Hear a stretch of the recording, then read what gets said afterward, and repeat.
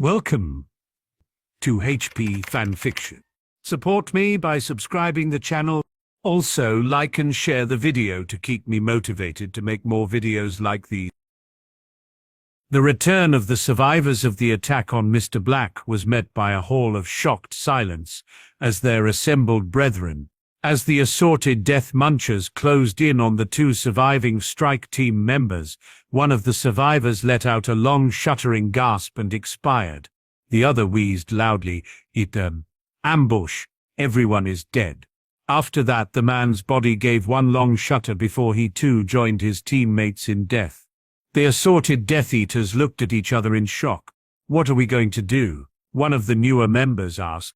You go inform the Dark Lord of what has happened, one of the more experienced munchers replied. We'll clean this up, right? The new Death Eater agreed, wanting to get as far away from the bloodied mess on the ground as he could. The more experienced Death Eaters watched the man go with barely concealed smirks and grins of anticipation. What? The Dark Lord bellowed. Crucio. Let's get to work, the experienced Death Eater motioned towards the mess. Our master won't be happy, and seeing this might give him an excuse to show us how unhappy he is about the situation. The Death Eaters moved forward and began lifting up the shattered remains. What do we have here? One of them smirked, holding up a concussed rat with a bloody stub where his tail had been. Looks like the master won't be showing us his displeasure after all. Heh, another Death Eater sneered. Take him in to see the master, wouldn't want to keep the Dark Lord waiting after all. Peter awoke to the frowning face of his master and nearly wet himself when he realized that his years of running from death may be coming to an end. Tell me. The Dark Lord's voice was oddly calm. Tell me what happened to the men that I sent to kill Black. I say? I heard a terrible shriek and saw a bright light. Peter shivered. I turned into a rat and I felt a pain in my tail.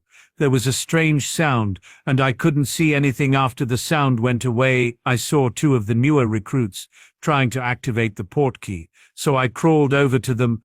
I see, the Dark Lord nodded. Much as it pains me to say it, death will not be your punishment since I still have some use for you. Crucio. I'm sorry, master. The rat sobbed. I'm sorry I failed you. You, the Dark Lord turned away from the rat and towards his last victim. Have another team readied. Tell them to come back successful. Yes, master, the young Death Eater sobbed. I shall do it immediately. Thank you all for coming. The grizzled-looking older man looked around the room. Many of you have heard rumors about a wizard named Black wandering around Europe, making life difficult for blood purists and other assorted bad types. Yes, sir, one of the men in the crowd nodded. But what's that have to do with us? Black arrived last night, the older man looked around the room, and destroyed a Death Eater hunter-killer team before we even had a chance to set up surveillance. How did he do it? We're not sure, the older man admitted with a frown. The deaths looked like an accident and the bodies were too damaged to make any conclusions. So he's still angry about what happened in Germany then? Looks like he's calmed down a bit. The old man held up some pictures that looked like the floor of a slaughterhouse. As you can see, whatever he did was messy, but unlike most of the deaths in Germany, this one looked like an accident, and my counterparts tell me that he likes to make things look like accidents and coincidences. Based on his past behavior, what happened in Germany was not normal. Do we have any idea what set him off? I asked. The old man frowned. And all I was told is that Mr. Black is very old, and that something terrible happened that brought up memories of a terrible time. What terrible time? One of the younger officers asked. The Germans suspect that Mr. Black may have had a hand in liberating the camps. The old man sighed. And they think that may have been one of the things that set him off. Several of the younger law enforcement officers shifted uncomfortably in the silence that followed the commander's last statement. How do you want us to act towards Mr. Black? One of the officers asked, breaking the silence. Keep an eye on him and listen to what he says. I'm told that he likes to give advice to the people following him. Do not enter his hotel room uninvited, and be polite. The old man smiled. I'd like to get him in here for a tour of the place, and I don't think he'd agree if we weren't polite. Harry spent most of the morning laying in bed and lazing about. After years of waking with the dawn to make breakfast for his family, it felt strange to sleep in and spend the day doing nothing, until finally hunger drove him from his bed and towards his suite's telephone to order room service. After his desire for food had been appeased, Harry's eyes darted around the room in search of entertainment. They lingered for a time on the large television in the center of the room before reluctantly moving to his pack and the books within. Hermione would kill him if he spent his entire vacation without doing anything productive. Besides, it was possible that there could be something within one of the books that would help him live to see his 18th birthday. Snorting at the thought and smiling cynically, Harry pulled out one of the books and began to read. Room service. Harry's reading was interrupted by a knock on the door. One moment, Harry put his book face down on the table beside his chair and walked towards the door. Come in. Thank you, sir. The hotel's employee looked around the room. Doing a bit of reading? It's always a good idea to take the time to improve your mind, Harry grinned. Do you have what I ordered? Right here, sir, the man nodded, holding up a tray. Where do you want me to put it, sir? On the table is fine, Harry motioned. Is there anything else? No, sir, the hotel employee shook his head. Only that the meal and any future meals you chose to have here are compliments of the management. Thank you, Harry nodded. You are very welcome, sir, the man nodded. So unless you need me for something else. No, Harry shook his head. I have everything I need. Then good day, sir. Harry watched as the man carefully closed the door. The strangeness of the man's actions caused Harry's paranoia to go into overdrive. Eyeing the food with hunger and suspicion, Harry picked up one of the books that he had been reading and began to flip through it until he found the section on poisons. A wave of his wand and a muttered incantation left Harry feeling a mixture of embarrassment and relief. If he didn't learn to relax, then he'd end up like Moody before the summer was up. On the other hand, Moody had lived through several attempts on his life. Professor, Harry called into his lighter. Professor, are you there? No, a female voice answered. But I am. What do you need, Mr. Black? Hench girl? Yup, the voice giggled. Can I help you with something? I was wondering if you could develop some sort of item that detects poisons and things, Harry asked quietly. Might be nice if it did other things too, but something to detect poisons was my first thought. Okay, Henchgirl's voice replied. We'll add something to detect things onto the list. Do you need anything else? No, Harry smiled. Do you? Not at the moment, Henchgirl replied quickly, but if I think of something, I'll let you know. Thank you. Goodbye. Bye. That taken care of, Harry sat down and began to eat. At the same time, the man who had delivered Mr. Black's food was preparing to make a report of his own. This is Blackwatch calling HQ, the man whispered into his own Zippo. I have a report on my first meeting with Mr. Black. Report, the voice that replied was devoid of emotion. I delivered his food and we talked for a few minutes.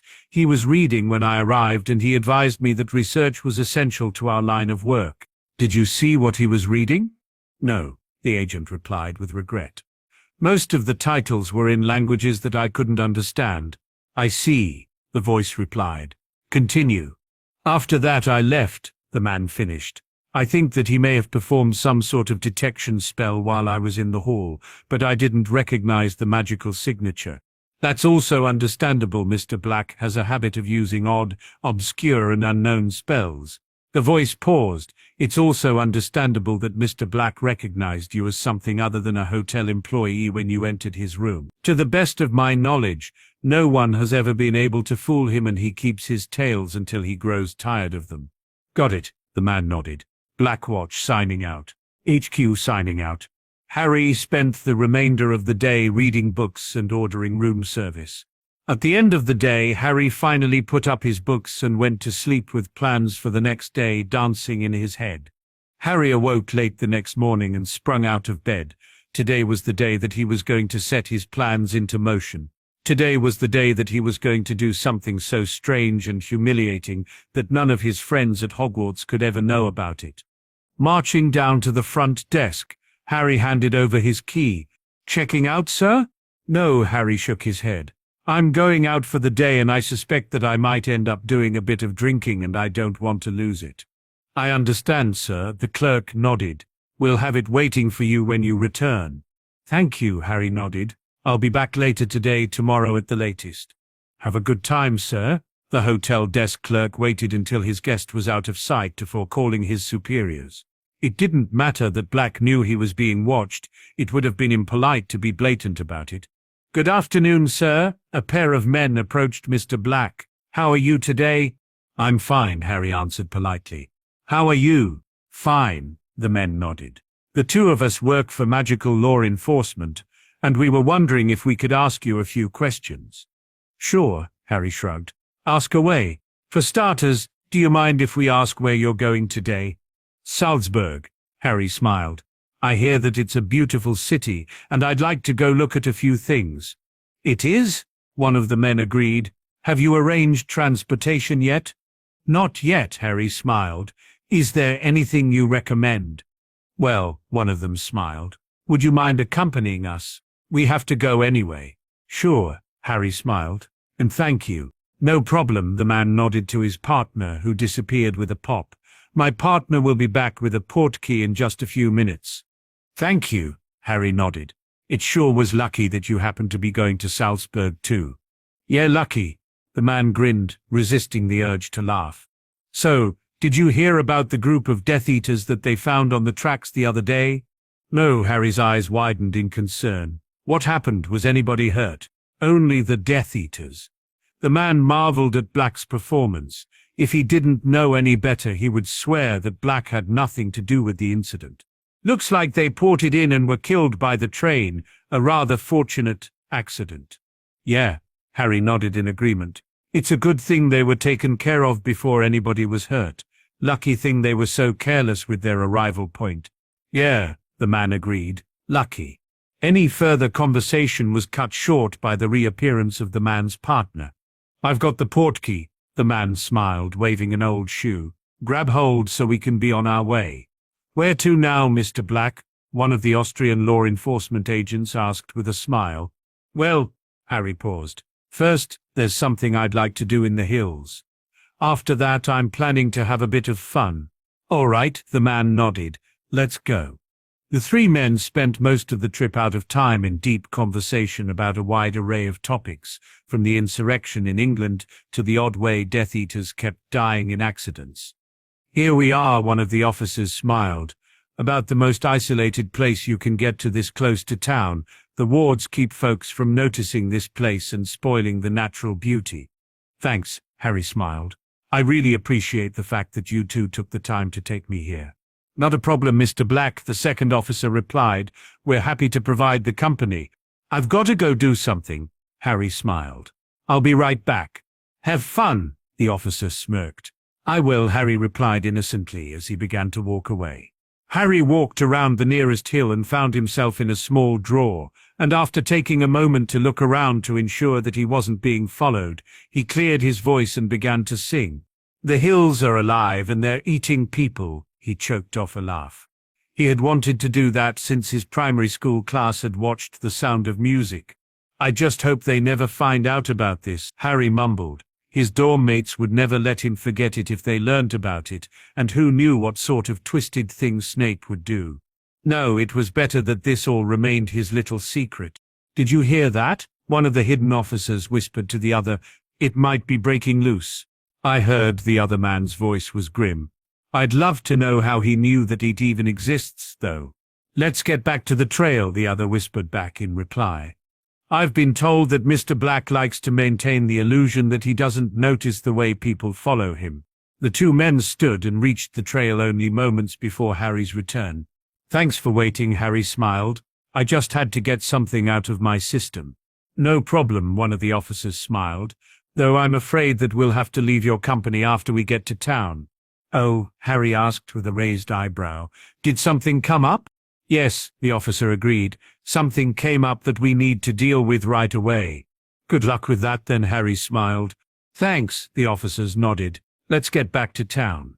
The three men returned to Salzburg and the two law enforcement officers bid Harry a fond farewell, leaving Harry to plan the remainder of the day's activities alone. Excuse me, Harry turned to look at the two buxom blonde backpackers that had just addressed him. Yes, you wouldn't happen to know where the Sound of Music tour is, would you? I'm afraid not, Harry shook his head. But it sounds interesting. Would you mind if I join you? Not at all, the two Swedish backpackers grinned. Let's go. It did not take long for Harry and his two companions to find and join the tour, and the three of them spent the next several hours visiting the places that the film was filmed in. The company of a drunken singing group of fellow backpackers. They ended the night in a hostel called the Yoho, drinking pints of beer and listening to the Sound of Music play on the television. Harry's last memory before everything went black was of doing a layback under the tap while watching a large and rather fat German dance on one of the tables, while wearing a pink latex bodysuit and matching tutu. Sir, one of the law enforcement officers that had been escorting Mr. Black burst into their superior's office. The wards holding IT are starting to unravel. What? The old man's eyebrows shot up. Explain. We were talking to Mr. Black and he indicated that he wanted to take a stroll in the hills to take care of something, the officer began. When we got there, he went off on his own. We observed him check the wards, then he called out that it was going to start eating people. The officer frowned. We met up with Mr. Black and he claimed that he had gone off to answer the call of nature. He likes to play innocent. The old man waved his hand in dismissal. What happened next? We accompanied Mr. Black back to Salzburg and watched him leave with a pair of attractive young Swedish backpackers. The officer grinned. Then we alerted everyone we could in Salzburg and went back to the prison. Go on. The old man struggled to remain calm. It took the specialist 3 hours to find the weak point in the wards. The officer shook his head in wonder. It took a team of 12 experts 3 hours to find something that Mr. Black discovered in 30 seconds. Turns out that someone has been weakening the portions that control the alarms. Once those were gone, they would have been able to release that at their leisure. I trust everything's been taken care of? Yes, sir, everything been taken care of, and there's an investigation to find out how the wards could have been breached. Good, the old man nodded. Though I do wonder how Black knew about 8. I did too, sir, so I looked at the records. The officer licked his lips nervously. As you know, there were 13 survivors from the group that battled and defeated 8. And? 12 of them were recorded by name. The officer paused. And the 13th was recorded as the unknown wizard in black. I see, the old man exhaled. The Germans said he was old and the Italians said he was even older. Sir? The Italians think that he's been around for at least 2,000 years, the old man chuckled. Would explain how he does what he can do. I guess it would, sir. Harry's mouth tasted like a men's room floor and his head felt like it had been used as an anvil by a town full of blacksmiths. Groaning in pain, he forced himself to stand up and immediately regretted it. Taking a few stumbling steps towards the door, Harry managed to find his way out of the building where he had awoken. Harry spent several minutes stumbling through the streets before a cab driver took pity on him and pulled over. You look like you need a ride somewhere, the driver smirked. Yeah, Harry agreed. Just take me anywhere that I can catch a ride to Vienna. Hey, you got it. The cabbie watched his customer through his rearview mirror. Rough night. You could say that, Harry agreed. I just wish I remembered what happened after my 10th drink. We've all had nights like that, the cab driver sympathized. Just close your eyes and I'll wake you when we get where we're going. Thank you, Harry nodded, taking the cab driver's advice. Took Harry several agonizing hours to get back to his hotel, and when he arrived he found one of 2 magical law enforcement agents that had escorted him to Salzburg waiting for him. Good day, Mr. Black, the agent smiled. How are you today? Bit tired. Harry gave a tight-lipped grin. I had a rather eventful night. I'm sure, the agent smiled. I came by to give you an invitation to tour the national headquarters for magical law enforcement. Can I tell my superiors that you accept? 1 second. Harry glanced down at his watch. Can you come back in a few hours? I really need a chance to get some rest first. Of course, the agent nodded. I'll be waiting in the lobby in 3 hours. Harry glanced down at his watch. 4 would be better. Yes, sir, the man agreed. I'll be back in 4 hours to get you. Fine, Harry nodded. Goodbye. Goodbye, Mr. Black. the agent replied before disappearing with a pop. Harry groaned as he shambled his way towards the elevator. Sleep and a handful of painkillers awaited. Is everything ready? The Dark Lord asked in a dangerously calm tone. We're just waiting for the portkeys to be finished, my lord. The Death Eater simpered. As soon as it's ready, then we'll be able to strike. Excellent, the Dark Lord purred. Black will soon draw his last breath. Yes, master, the flunky agreed. Crucio, bwahahahahahaha. The Dark Lord grinned. He loved his life. Harry awoke and spent several minutes staring at the ceiling before he managed to gather up the motivation required to get out of bed. Stumbling around his room, he managed to dress himself and was soon on his way to his meeting in the lobby. Are you ready to go, Mr. Black? The agent asked as Harry stepped off the elevator. Yeah, Harry nodded. You got a portkey? Right here, sir. The agent nodded, holding out a piece of paper. And it should go off in 3, 2, 1. Is this the place? Harry asked, mentally noting that hangovers made travel by portkey a lot more exciting than was normally the case. Yes, sir, the agent nodded. We're currently in the lobby of the main headquarters building. Nice. Harry nodded as he examined the wards. They look fairly comprehensive. I wouldn't want to try to get through those after they've been completed. After they've been completed, sir? The agent asked, with a look of confusion. Harry didn't bother to halt his examination. Oh, the wards. The completed sections look like they would provide a lot of protection. The incomplete sections look like they wouldn't stop a group of determined first years. I must admit that the quick patches that you've thrown over them look fairly impressive. Doubt most people would notice that they weren't more than cosmetic. I see, sir, the agent laughed nervously. How did you notice that the patches were ineffective? Wrong color, Harry shook his head. They stood out like a sore thumb. Bet it's difficult to spot them in black and white, though. Yes, sir, the agent agreed. Almost impossible. Thanks for allowing me the time to look at this. Harry motioned towards the building. What's next on the agenda? The agent took a moment to reboot his thought processes. A tour of the holding areas, sir? Could we hold that off until I get a bit of food? Harry glanced down at his watch. Or some coffee. Of course, sir. The agent nodded. Would you be willing to eat at the on-site cantina? Sure, Harry nodded. Sorry to put you through so much trouble, but I haven't eaten anything today and I just realized how hungry I am. As I said before, it is not a problem, sir. The agent smiled reassuringly. Right this way, sir. Harry followed the other man through a dizzying array of passages until finally they reached their destination. I'm afraid that we don't have much available right now, the agent frowned, but I'm sure that we can find something. Anything is fine, Harry nodded. I just gotta get something in my stomach. Then wait here, the agent motioned towards a table, and I'll go talk to the cooks. Thank you. Harry sat down. It's not a problem, sir. The agent nodded, before rushing off, returning a few minutes later with a sandwich and a couple cups of coffee. Thanks, Harry nodded, reaching for a sandwich. As I was saying before, the agent began.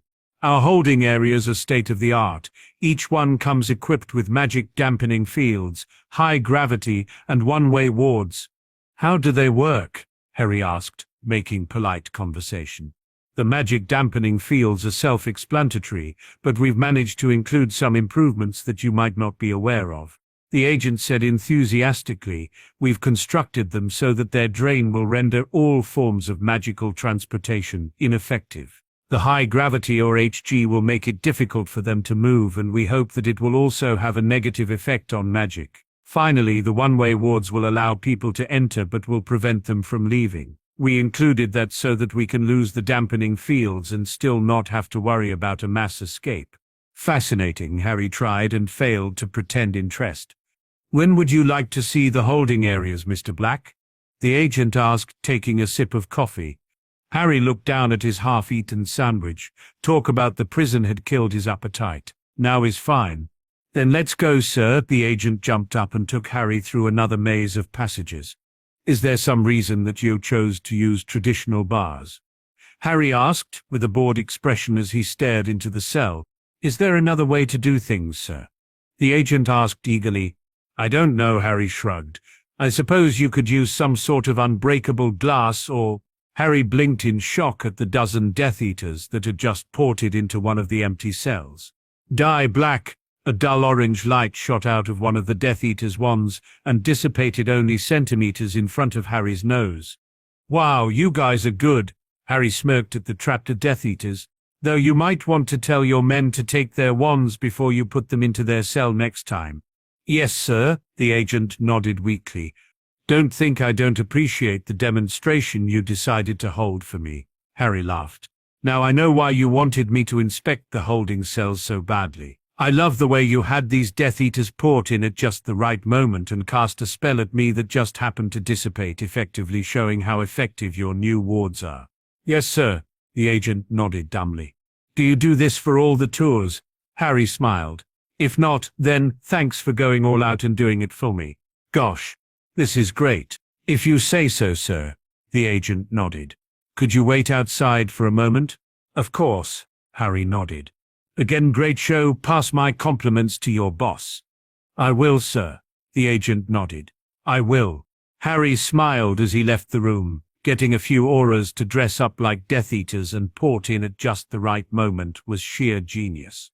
It really showed the effectiveness of the wards, and it really made one feel special to think that they had gone to all that trouble just to make their tour feel special. The Austrian law enforcement agent stared dumbly for several more seconds before he pulled out his new lighter and called his boss. What is it?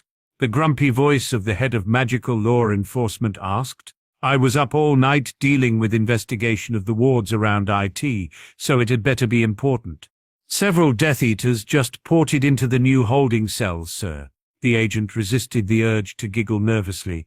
Mr. Black wanted me to send along his thanks for such a memorable demonstration of the new ward's effectiveness. What? The chief's voice asked, no longer showing any fatigue. If this is a joke, I think it might be, sir, the agent giggled nervously.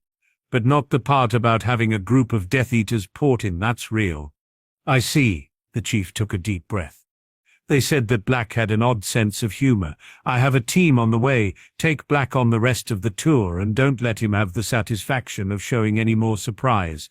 Reacting to his little pranks will only encourage him to do more of them, and I'm not sure if we could survive more of Black's little jokes. Yes, sir, the agent nodded dumbly. I'll go show Black the firing range next.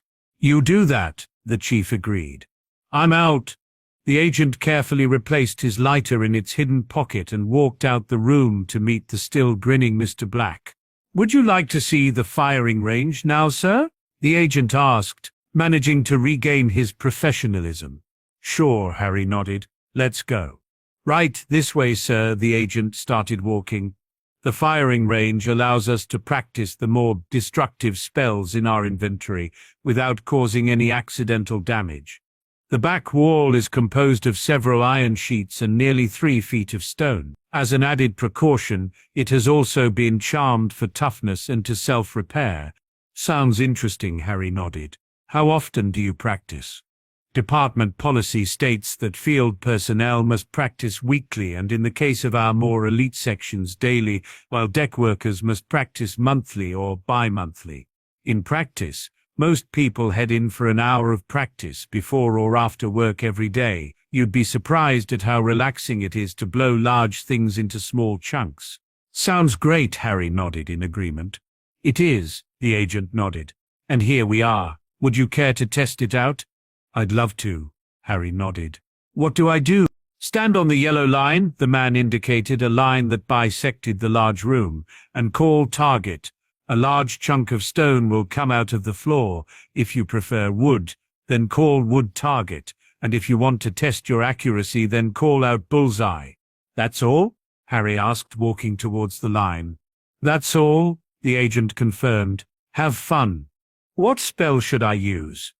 Harry smiled, pulling out his snub-nosed wand. How about something powerful? The agent suggested, wanting to see just what kind of spells Mr. Black could use. Interesting wand. A friend of mine made it for me, Harry commented as he searched his mind for the right spell to start out with. It measures 38 inches in diameter, and it's very special. I imagine bit smaller than normal, though. The agent nodded. Does its size affect its power? The agent trailed off as a massive black sphere shot out at the tip of the wand and obliterated the target and a good section of the wall behind it. What was that? Harry turned his head. Just a bit of Russian battle magic. What it lacks in finesse, it makes up in sheer destruction. I see, the agent struggled to keep his composure.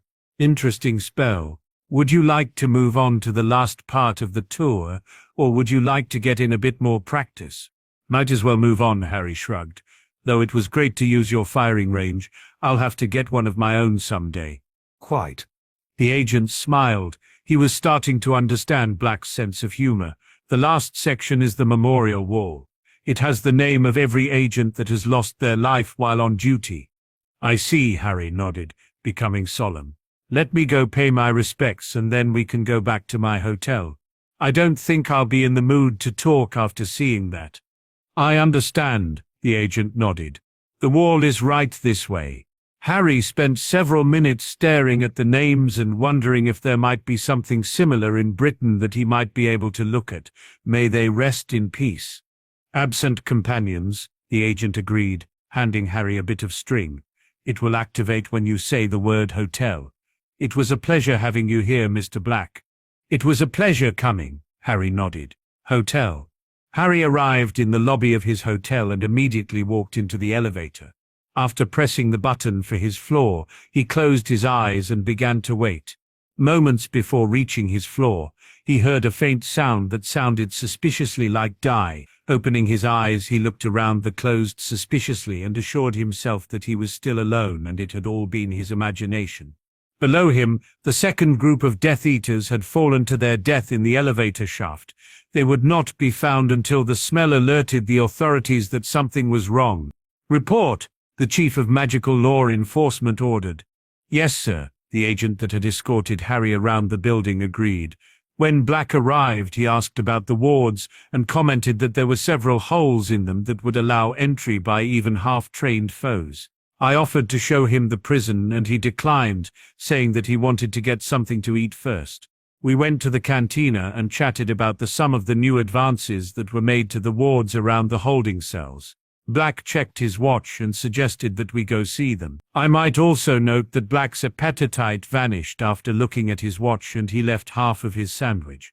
We went to the cells and a group of Death Eaters ported in. Black didn't even blink when one of them cast a spell at him.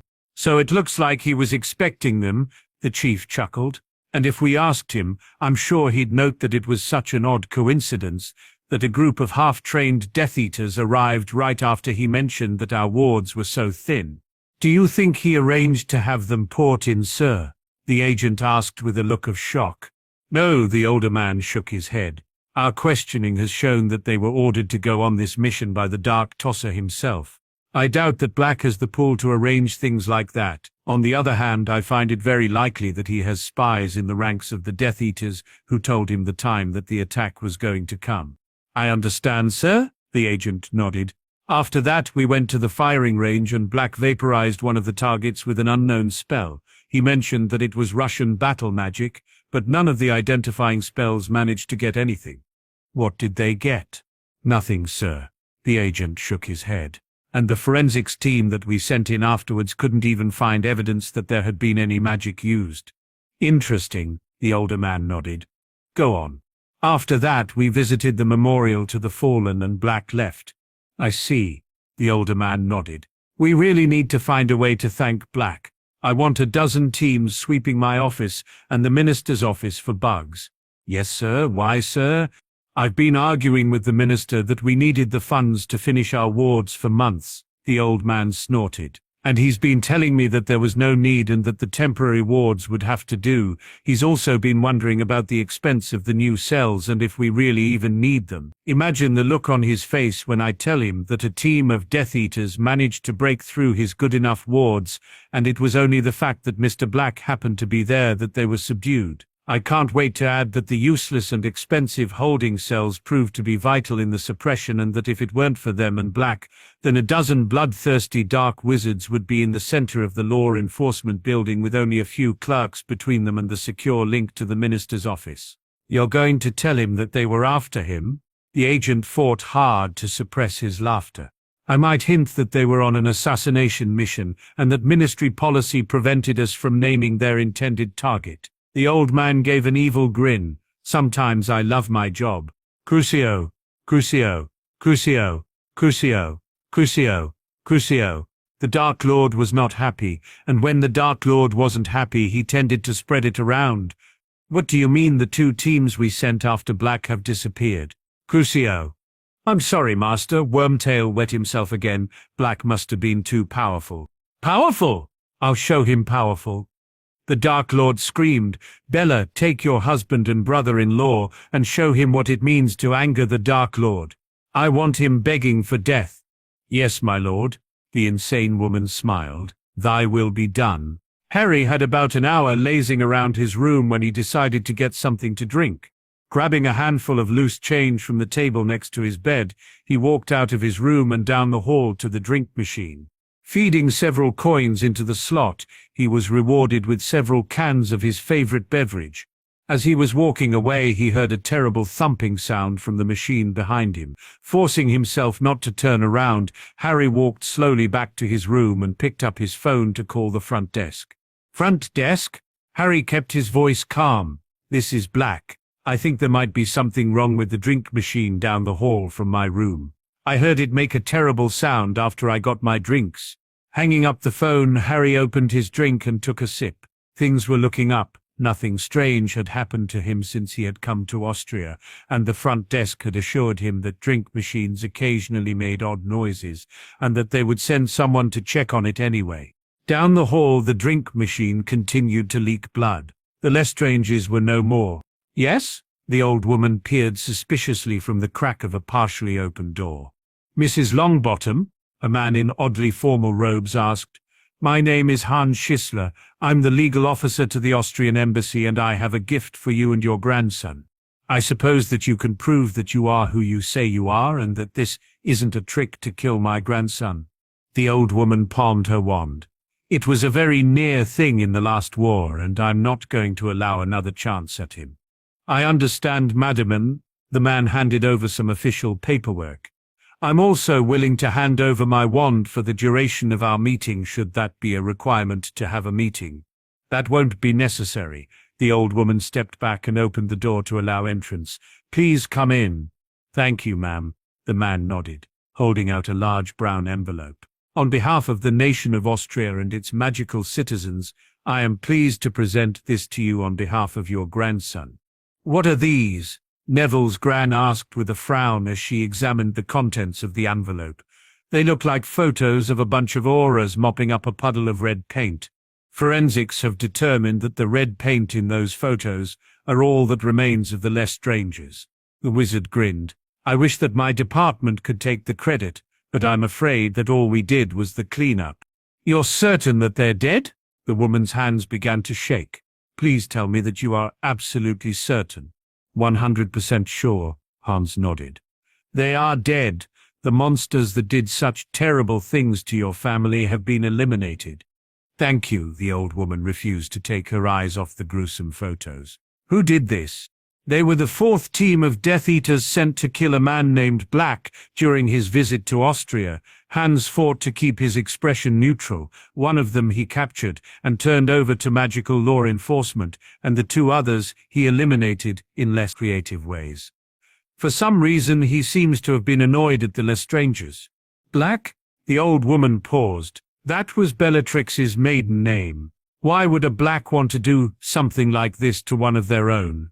This Black may not be related, Hans shrugged. Reports say that he's killed a number of Death Eaters around Europe. He also virtually eliminated Germany's blood purists. I see, the old woman nodded. I suppose that it could also be a man who likes to follow the old customs. What customs would those be? Bellatrix was like a mad dog. The old woman's face twisted into a smile. And it's said that it's a man's responsibility to shoot his own dog. One does not abandon that responsibility to someone else.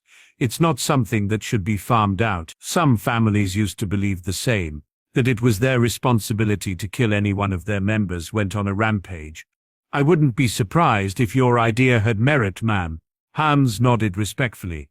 Rumor has it that Mr. Black is old, very old. I see, the old woman nodded.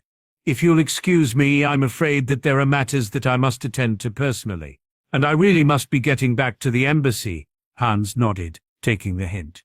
Goodbye, madame. May fortune smile upon your house. Thank you. Neville's gran escorted the man to the door and watched him leave. She then turned and walked back into the house and threw a handful of flow powder into her fireplace. Alistair, I need to speak with you. What is it, Augusta? The scarred man's face came into view. Do you need something? They're dead. The old woman's face lit up. All three of them are dead. What happened? Moody's face became expressionless. Did you do something? No. The smile refused to leave her face. They went up against a wizard named Black, and he killed them all. A representative from the Austrian embassy brought me pictures. Black? Moody's eyebrows shot up. Could you show me those pictures? If you like, the woman agreed, but I'm going to want them back. I'm thinking of having them framed. It's not healthy to live in the past like this, Augusta, Moody sighed. I could say the same thing to you, Alistair, the old woman retorted. Take the photos, but bring them back. I will, Augusta, Moody nodded, taking the envelope. Goodbye, Alistair. Goodbye, Augusta. Moody stepped away from the fire and spent several moments looking through the photographs. Guess he was feeling creative, Moody mumbled to himself. Any further thoughts were cut short by another face in the fireplace. Moody, are you there? Remeses asked cautiously. I'm here, the old Auror confirmed. What do you need? We've got an emergency meeting, the werewolf replied calmly. Snape has something that he wants to share. All right, Moody nodded. If you'll get your head out of my fireplace, then I'll be right there. Moody stepped through the fireplace and let his roving eye search for threats. What's all this about, then? Severus has something he'd like to tell us, Dumbledore smiled. With your permission, I'd like to hear it. Fine, Moody took a seat. Severus? Dumbledore smiled. The Lestranges have disappeared. Snape didn't bother to stand up. The Dark Lord is furious, and he's been taking it out on the new recruits. Moody began to chuckle, but it's not what they expected when they joined up. Alistair, please. Dumbledore tried to diffuse the situation. This is important. We have to start investigating. Don't bother, Moody interrupted. They're dead. Are you sure? Dumbledore lost his grandfatherly look and became dead serious. Sure as I can be with the information I have right now. Moody opened the envelope and dropped a couple of the photographs on the table. This is what they look like now. What happened? Dumbledore stared at the photos in horrified shock. Black, Moody replied calmly. They went after him, and my guess is that he wasn't too happy about that. I see, Dumbledore nodded. Do you know where Mr. Black is right now? I have a pretty good idea, Moody nodded. Why? I'd like you to get a look at him, maybe even talk to him. Dumbledore gestured down at the photographs. I don't like knowing so little about a man that's capable of doing this. I can't. Moody held up his hand. I said can't, not won't. I was talking to a friend in the Austrian ministry last night. I wanted to get an idea of what was happening, and my friend wouldn't tell me a thing. I've known her for 40 years, and the only thing I learned was that Black did something for them that put them in their debt. Do you have any idea what that might have been? Molly asked with a thoughtful frown. I have an idea, Moody nodded. But it's not something I can share with any of you. If you know, then you know why, and if you don't, then it's better you never know. Thank you, Alistair. Dumbledore spoke up. Does anyone else have anything to add? Luna. Father. Luna. Father. Luce? I'm sorry, but it's just not the same without the ducks. I'm sorry, Father. Luna patted his arm sympathetically, but you know that the man at the shop won't sell us any more since the Blot incident. I suppose, he sighed. Maybe if we were to get some geese. He told me that he won't sell any geese either, Luna frowned. Some people are just so narrow-minded sometimes. I know, and that's why I have another assignment for you. What is it, Father? Luna perked up.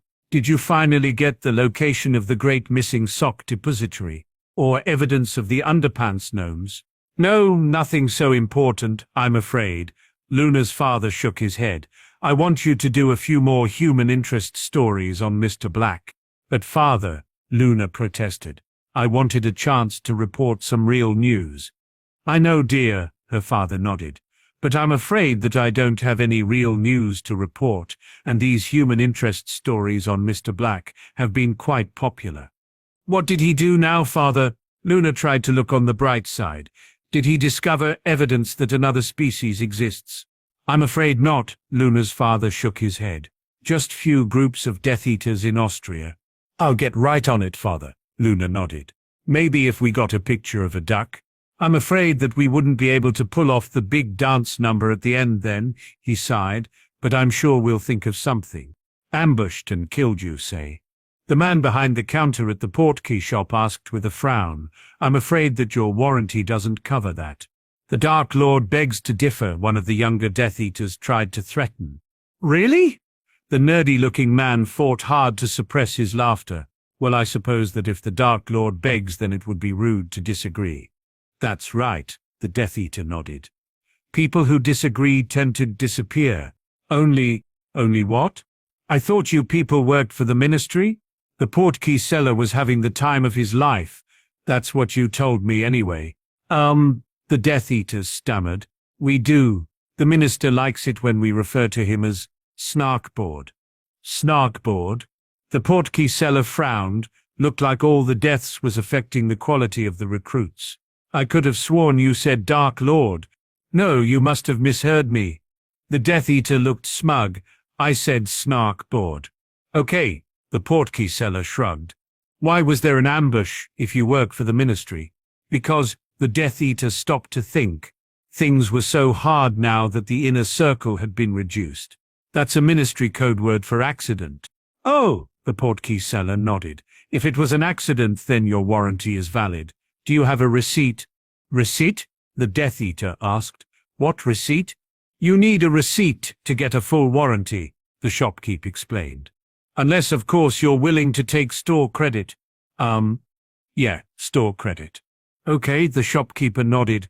I had some experimental charms I wanted to try anyway. What experimental charms? The Death Eater asked suspiciously. Oh, just a few charms I whipped up to keep you from dying in another bizarre and improbable accident. Oh, the Death Eater nodded. That's all right then. Just take him the letter Hedwig, Hermione pleaded. You saw me write it, so you know it doesn't have any tracking spells. The owl hooted sadly, but refused to move. Come on, Hedwig, Hermione. They tried to reason with the bird. I just want him to know that I'm worried about him, and Ron said that none of the other owls could find him. I know you could do it. The owl gave another melancholy hoot. I'm sorry, Hedwig. Hermione began stroking the owl's feathers. I didn't mean to imply that I thought you were deliberately shirking your responsibilities. I'm just worried about Harry, and it's making me say inconsiderate things. The owl gave a slightly less depressed-sounding hoot. Why don't we do some reading? Hermione suggested. I've got several new books on charms and defense against the dark arts. Why don't we look over those to see if there might be something we can use to help Harry when he comes back? Harry woke up late the next morning and started to pack. Austria was great and nothing odd or dangerous had happened, but he was starting to think that it was time to move on. While staying in one place for the remainder of his vacation was tempting, he couldn't force himself to stay when there were still new places to see and things to do. After all, it wasn't like he was going to have an opportunity to do this later in life. Shouldering his pack, Harry took one last look around the room and smiled. It was nice to have a chance to relax and enjoy the peace for a change. He had no doubt that his next destination would not be so sedate. Ah well, he could still hope for the best. If I've told you once, I've told you 1,000 times, the professor shouted as he and his assistant walked out of their hangar. Pink is not a good color for our Zeppelin. But I like pink, Hench Girl shouted back. And if I can't have pink, then I want green. There will be no cold. The professor's tirade was cut off by the sound of several people clearing their throats. What do you want? We just wanted to discuss the fact that you've decided to use Tesla disk turbines to power that dirigible of yours. The figure brandished a large pipe menacingly. We think it might be a good idea if you were to rethink that. Yeah, one of the other figures agreed. People who power dirigibles with Tesla disk turbines suffer accidents around here. My good fellows, The professor began, somewhat annoyed that his argument with his henchgirl had been interrupted. I would never dream of powering a dirigible with a Tesla disk turbine. Why, the very idea is pure insanity. Then what do you have in that hangar? The first figure asked sarcastically. Sure looks like a dirigible to me. Ah, common mistake. The professor nodded. That's not a dirigible, it's a zeppelin. Oh, the first figure nodded. Then, we have no beef with you. Unless? Henchgirl echoed. Unless you're planning to arm it with Sten guns, the second figure finished. If you are, why would we do something as silly as that?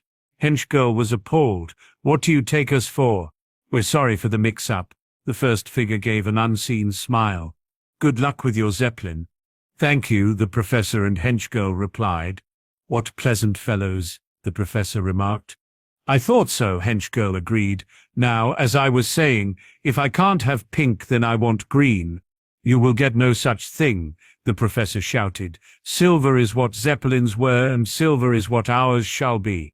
Harry walked out of his hotel and spent several hours wandering around the magical sections of Vienna before wanderlust forced him to find a place to purchase transportation to his next destination. Good afternoon, the shopkeeper nodded. What can I do for you? I was hoping to get a portkey to Hungary, Harry shrugged. I was told that I might be able to get something here. I'm afraid that arranging a portkey to Hungary is quite impossible. The shopkeeper held up his hand. Not because I am trying to withhold it, but because of the protections that the Hungarians have raised around their country. What happened? Harry made himself comfortable. As you may know, Hungary is a country that has suffered many trials. The shopkeeper sighed. After the First Great War, the Muggle powers decided to slice it into several smaller nations as punishment for having the poor luck of choosing the losing side. What does that have to do with today? Harry asked, with a curious frown.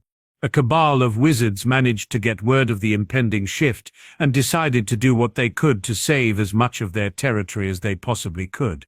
The shopkeeper gave an evil smile. All was going well for the mostly French teams of wizards that were involved in shifting the borders and collecting war reparations until one day a team ported in and found themselves far off the mark. I know the feeling of having to adjust to a bad port, Harry nodded. It's not pleasant.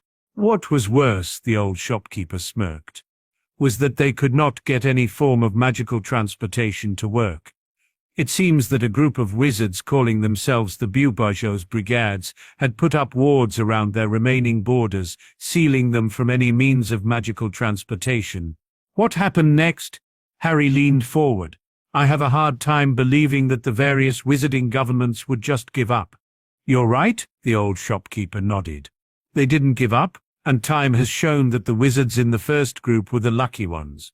The next several groups found themselves in a cavern with several large and rather angry Hungarian horntails. Most subsequent travelers have met similar fates. I believe that the last man ended up in the Bermuda Triangle after being repeatedly obliterated.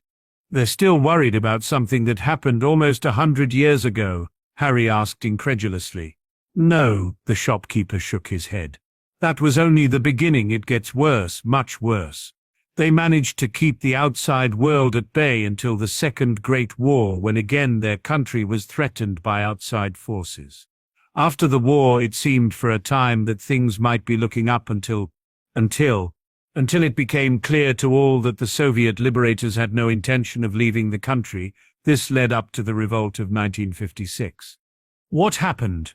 The people revolted against the Soviet-controlled government and managed to throw them out for a short amount of time. Unfortunately, resistance was crushed when the Soviet army marched into the country. The old shopkeeper gave a sad sigh. The magical community refused to stand by and was active in resisting the Soviet attack and helping several people escape.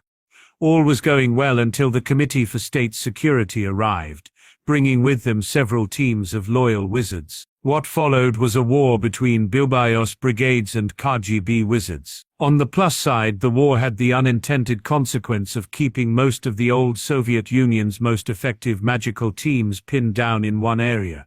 On the minus, it ensured that the Beaubajos brigades would have ample reason to be worried about foreign wizards. Wow, Harry shook his head. They don't sound like very friendly people. That's not quite correct. The shopkeeper shook his head. The non-magical people are some of the friendliest in the world. It's only the magical people are a bit paranoid. Is it still possible to visit? Harry asked, with a frown. I would rather not impose on people that would just like to be left alone. It's still possible if you are willing to speak to a representative from one of the Birbajor's brigades and assure them that you have no intention of conquering their country. They might also want to know why you are visiting. That's fine. Harry nodded. How do I do that? Just get to Budapest and someone will come to investigate. The shopkeeper smirked. I'll be sure to warn them of your arrival so they're not too jumpy when you show up.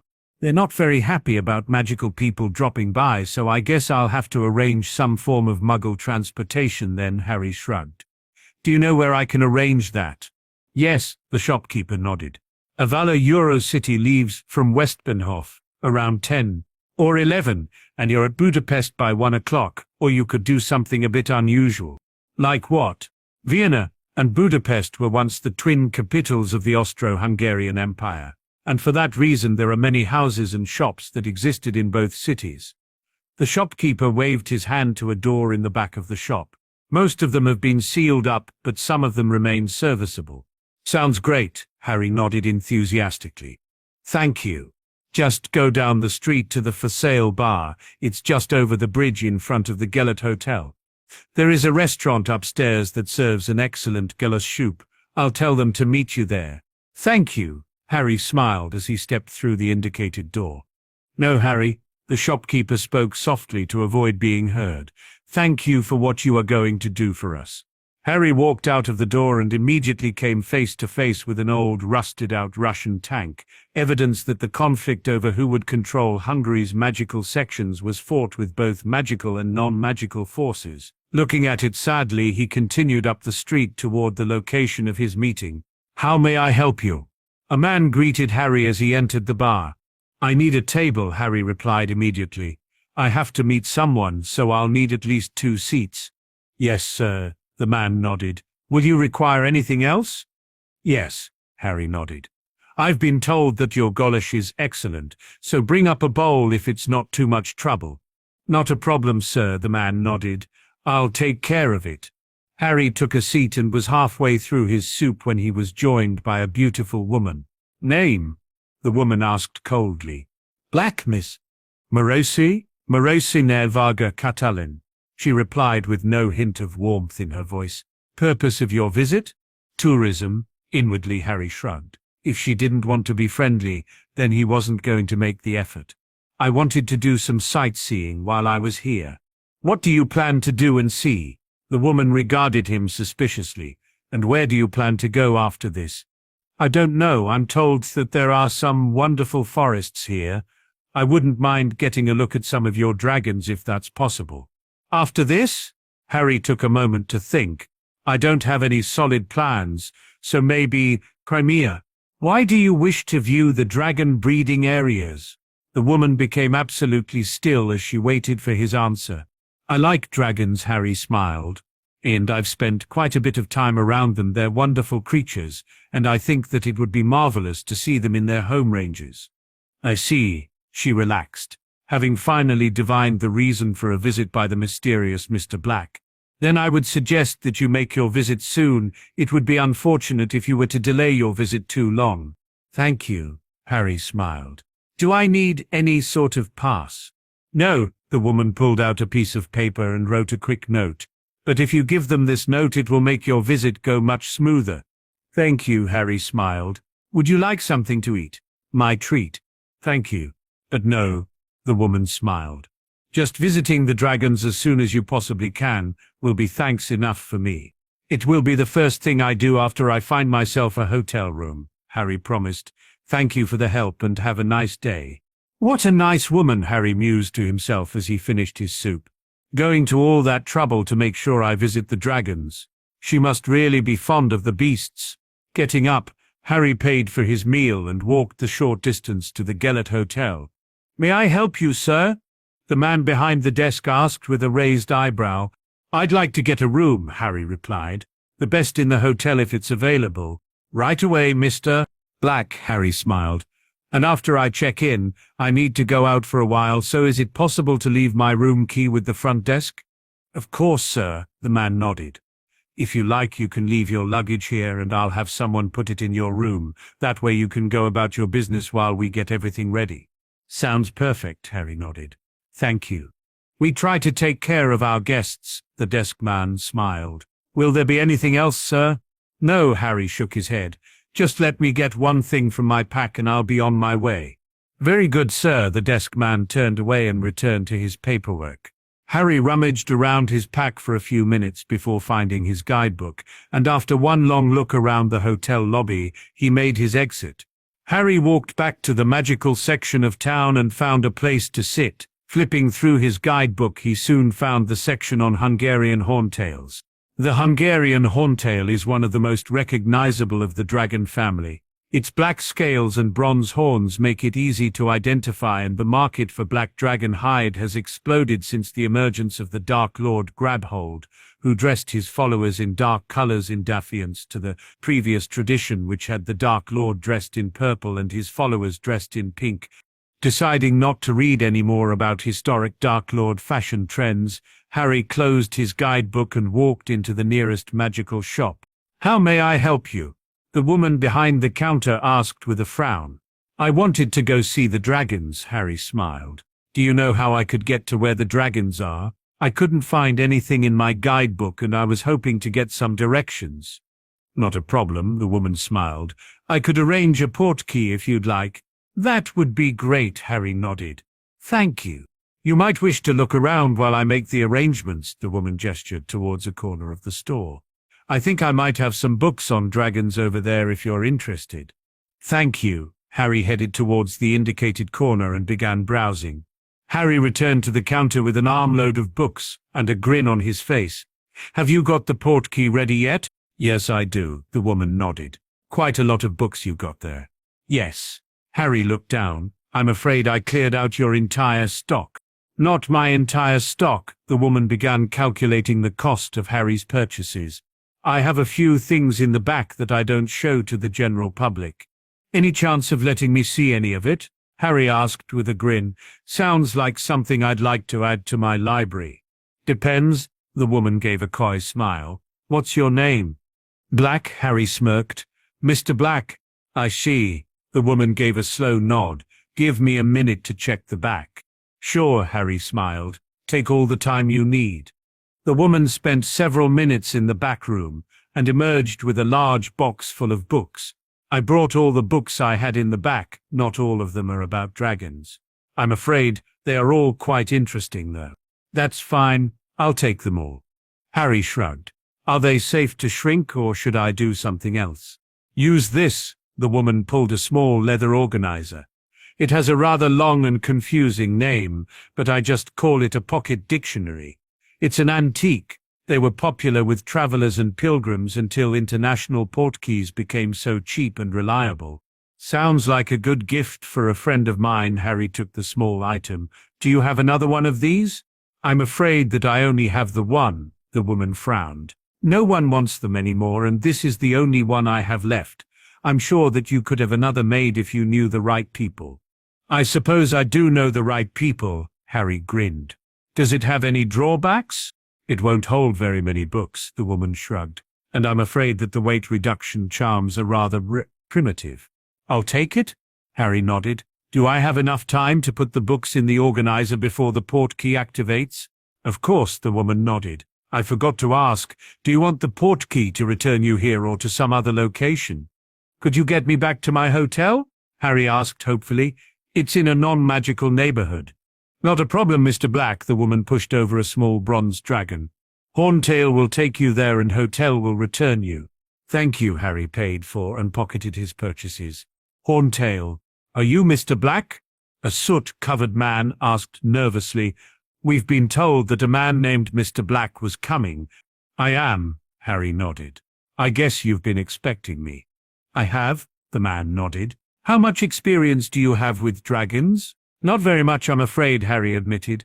I watched the hatch and later helped raise one, and I've had a bit more experiences with older dragons. Why? I was hoping you could help with what's been happening. The man's shoulders dropped. I guess that it was silly to get my hopes up like that. I may not have very much experience, Harry frowned, but I do know a couple of experts. I also have several books that we can look through before we call them in. Wonderful. The man regained some of his enthusiasm. Do you want to look at them now, or would you like to hear what's been happening? Why don't you tell me what's been going on first, Harry replied calmly. Then we can look at the dragons. It all started a few months ago, when I noticed one of the larger males seemed sluggish. The man took a deep, calming breath. He got worse and his scales began to dull. We isolated him from the others, but by then it was too late. At this time, every one of the dragons are showing signs of the sickness. Let's go take a look at them. Harry took a deep breath. Do you have any idea what they're supposed to look like under mage sight? I'm afraid I don't. The man shook his head. Why? Because the only thing I can do aside from flip through these books is look at them under mage sight, Harry shrugged. I don't have many talents, but I do have a few. Maybe one of the books will have something, the man gave a hopeful grin. So why don't we flip through them first? Good idea, Harry nodded. You take this stack, and I'll take the other. And with luck, one of us will find something. The man nodded. The two of them spent several hours going through the books, Harry going slow and making the occasional note, the other man quickly flipping through the books, and occasionally making in-depth reads and rereads of new information. I found nothing. The man tossed down the last book in disgust. Did you perhaps find something? No quick answers, Harry shook his head, but I did find several diagnostic charms. With any luck, we'll be able to gather up enough information so that my friends can figure out what's wrong. I hope you're right, Mr. Black. The man forced himself to stand. If you're not, then I'm afraid that Hungary's Hornetils will soon be no more. I promise that I will do everything I can to keep them alive. Harry put his books away. Now let's go check the dragons. The two of them went through a long series of passages, finally emerging in a large cavern holding a large male dragon. Let me get to work. Harry set up a place to write and began to cast spells. After several minutes of furious note-taking, Harry activated his mage sight. I'm going to need green, blue, red and pink ink. Right away. The man waved a hand, summoning the requested items. But why? Because those are the colors that showed up under mage sight for some reason. Harry shrugged. With any luck, the experts will know what this all means. Tell me something, Mr. Black. The Dragon Keeper looked down at Harry's notes with a smirk. Do these experts speak Magyar? I don't believe so. Harry's face screwed up in confusion. Why? Because that is the language you wrote your notes in. The Dragon Keeper chuckled. It's not a problem. Just tell me what language to have it translated into. Give me a moment and I'll do it myself. Harry grabbed a quill and began translating. I'm sorry, I didn't notice I was putting it in the wrong language. Not a problem, Mr. Black. The Dragon Keeper's smirk was firmly in place. I don't read English so well, so it's good to have it in my native language. Well, now you have it in both. Harry handed over the translated notes. I'll put out the call that you need some help with your dragons. Is there any way that you'd like them to contact you? Or would you rather they just come here? Tell them to contact the Bubochos brigades, and when asked, have them tell the Bubochos brigades that they are going to deal with the dragon problem. The Dragon Keeper smiled. That should solve the usual visa and entry problems. Thank you. Harry yawned. I've got to get back to my hotel. I'll try to get the ball moving before I get to sleep. Thank you, Mr. Black. The man waved his hands. Thank you for helping us deal with all of this. It's not a problem. Harry stifled another yawn. I just hope that things turn out okay. Hotel. Harry arrived in an alley close to his hotel and forced himself to make the short walk at a quick pace. Welcome back, sir. The man at the front desk nodded. Here is your key. I'll have one of the bellhops lead you up. Thank you. Harry followed the bellhop up to his room. Here we are, sir. The bellhop opened the door and handed back the key. If you need anything, don't hesitate to call the front desk. Thank you. Harry tipped the man and pulled out his Zippo. Professor, are you there? I'm here, my friend, the professor's unique voice answered. What can I do for you? Is my portable flu connected to the normal flu network? Yes, it is. The professor gave an unseen nod, but I would be happy to make any calls for you as tired as you sound. I think you should be getting to sleep soon. Sound fine, Harry gave another yawn. There is a problem with the dragons in Hungary. I've done what I can, and I was hoping to call in a couple of experts to look over my notes and find a solution. Who do you need me to contact? The first is a man named Charlie Weasley. Harry blinked hard. I'm not sure of his Fleur address, but I'm sure you can get it if you Fleur the Burrow in Ottery St. Catchpole. Charlie Weasley Burrow. The professor repeated. Who else? The next is a man named Rubeus Hagrid, usually just goes by the name of Hagrid. Harry stifled another yawn. He teaches care of magical creatures at Hogwarts, and he has experience with dragons. Try fluing Hogwarts to get in contact with him. Hagrid at Hogwarts, the professor agreed. Anyone else? One more thing. Harry struggled to keep his focus. How good is Hench Girl at brewing potions? One of the best, the professor answered immediately. Why? They might need some help with potions, and I'd rather have someone I trust providing it. Harry answered immediately. Unless you can think of anything else, then I'm going to bed. Good night, Mr. Black, the professor smiled. And goodbye? Goodbye, Harry replied. Hench Girl, Hench Girl. The professor screamed for his wayward assistant. Where are you? What? Hench Girl looked surly. I'm busy. Then I guess you don't want the chance to update your potions laboratory. The professor smirked. I'm sorry for disturbing you. Talk. Hench Girl was in no mood for games. I've been awake for the past 3 days, and I was looking forward to some rest. Yes, I'm well aware that you've received several back issues of Teen Witch Weekly or some such. It was Potions Quarterly, Hench Girl interrupted. But now is not the time to dwell on such things. The professor ignored her. Mr. Black feels that he may need some help from you with potions, so I think that it may be a good idea to get anything that you might conceive of needing. After I sleep, Hench Girl nodded. Nothing can start happening for a few hours anyway, and I shouldn't be working until I get some rest. Quite right, the professor nodded. I didn't want to spring it on you later with no warning. Good night, Hench Girl yawned and went off in the direction of the bed. Good night, the professor replied as he walked toward the fireplace. Burrow. Yes? A young red-headed female answered the call. Can I help you? I was hoping to speak with your brother, the professor smiled. I believe that they might be able to help me with a problem.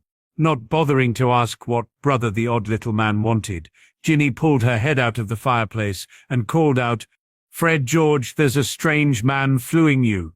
After all, none of her normal brothers would be getting a flu from such an odd little man. What can one twin began? We do for you? The other finished. I am the professor, the little man replied proudly. And Mr. Black has asked me contact a man named Charlie Weasley about a problem in Hungary involving dragons. Mr. Black? One twin asked in surprise. Charlie, the other agreed. We'll do what we can. Do you have some way that Charlie can contact you? Here, the professor handed a small object through the flames. There are directions engraved on the side. Just tell him to call for the professor. You invented this? Fred finished. Would you mind taking a look at some of our work? George smiled hopefully. I'm always happy to help out a pair of burgeoning inventors. The professor smiled, handing through 2 more small objects. Call me in a few days after everything has calmed down with the dragons. Thank you. You, Professor. Any time, the professor gave one last smile before ending the call. Due to a spelling mistake that got caught, this takes place at some future part of the story, and will be referenced if I remember it. Are you sure he's in there? The group of Death Eaters regarded the old factory with suspicion, and not just planning an ambush. I'm sure. The old night watchman nodded. He's in there, and all alone, poor bastard won't stand a chance. Excellent, one of the Death Munchers smirked. Mr. Black will die tonight. Whatever, the old night watchman shrugged. Just pay me and be on your way. Or we'll pay you all right, the assorted bad guys smirked. Krusk, and not with any Odema spells either, the old man knocked the wand out of the way. Gold or cash, don't take no checks. Fine. The Death Muncher muttered, digging through his pockets. But I'll have you know that this goes against years of tradition. Cough it up. The old man held out his hand. And be on your way. It took several moments for the assorted death munchers to gather up enough gold to pay the old man. Thank you. The old man pocketed the gold, and seeing as how's you paid without too much trouble, I'm gonna give you some advice. If yous wanna get the jump on Mr. Black, I'd advise you to hide in the old bin full of copper. He'll never suspect an ambush from there. Good job, old man, the Death Eater gave an amateurish sneer. And if your information is wrong, no. The old man shook his head. You gotta do it like this. And if your information is wrong, see how I finished? The dramatic trailing off? Try it again. Like this? The Death Eater cleared his throat. And if your information is wrong? Perfect. The old man nodded. Now don't forget bin full of copper. We got it. The Death Eaters nodded. Dumb bastards, the old man muttered as he watched them run off. I guess I'd better give 'em a few minutes to get into place before I hit the button. The old man waited a few moments before he started up the old factory. The Death Eaters screamed as the bin full of copper scrap that they had been hiding in was dumped into a much larger crucible of melted copper. The next day, the workers that ran the old factory were shocked to discover that someone had completed several days' work during the night in the form of several thousand feet of new copper cable. Should be tarred and feathered for that joke, the old man smirked. Turning a cabal of Death Eaters into a cable of Death Eaters, wonder if the professor will buy the finished product. Well, if he don't, I'm sure that Mr. Black will get a laugh when he hears about this. Harry woke late and took a deep breath the next morning. Just as he was about to let himself slip back into his dream, his eyes shot open. Because of his actions, it was likely that there were 2 Order members on their way to Hungary. Worse, 2 Order members that were familiar with Harry Potter. Cursing, Harry rushed around the room, throwing his few possessions into his pack, frantically hoping to be ready and on the road before either of his friends could find him. Shouldering his pack, Harry cautiously peeked out the door to ensure that the hall was clear before walking down to the front desk. May I help you? The desk clerk smiled at Harry's approach. Checking out, Harry fought to keep his voice even. Finished my business sooner than I expected, so there really isn't any point in staying much longer. I understand, sir. The desk clerk nodded. The cost of your stay has already been taken care of, so if you'll just sign here, thank you, sir. Have a pleasant trip. I will, Harry nodded. Goodbye. Harry forced himself not to run as he returned to the magical shop where he had purchased the portkey to the dragon breeding grounds. Hello again, the woman behind the counter smiled. Need another portkey to visit the dragons? This time I need a portkey out of the country if you can swing it, Harry smiled. And I'm in a bit of a hurry, I'm afraid. I'm afraid that I can't get you an international portkey. The woman frowned. But I can get you to my uncle's shop in Hallis. I know he can arrange something. Thank you, Harry started to relax. How soon can you get me to Hallis? Right now, the woman flipped the sign on her shop to closed. I was planning to visit him when you showed up, unless you'd rather not share a portkey. A shared portkey is fine, Harry smiled. Thank you. Not a problem, the woman returned his smile. Just touch the rope and we're going in 3, 2. Welcome, an older man greeted them on their arrival. I didn't expect to see you for a few days yet. I guess you were able to wrap things up faster than I expected.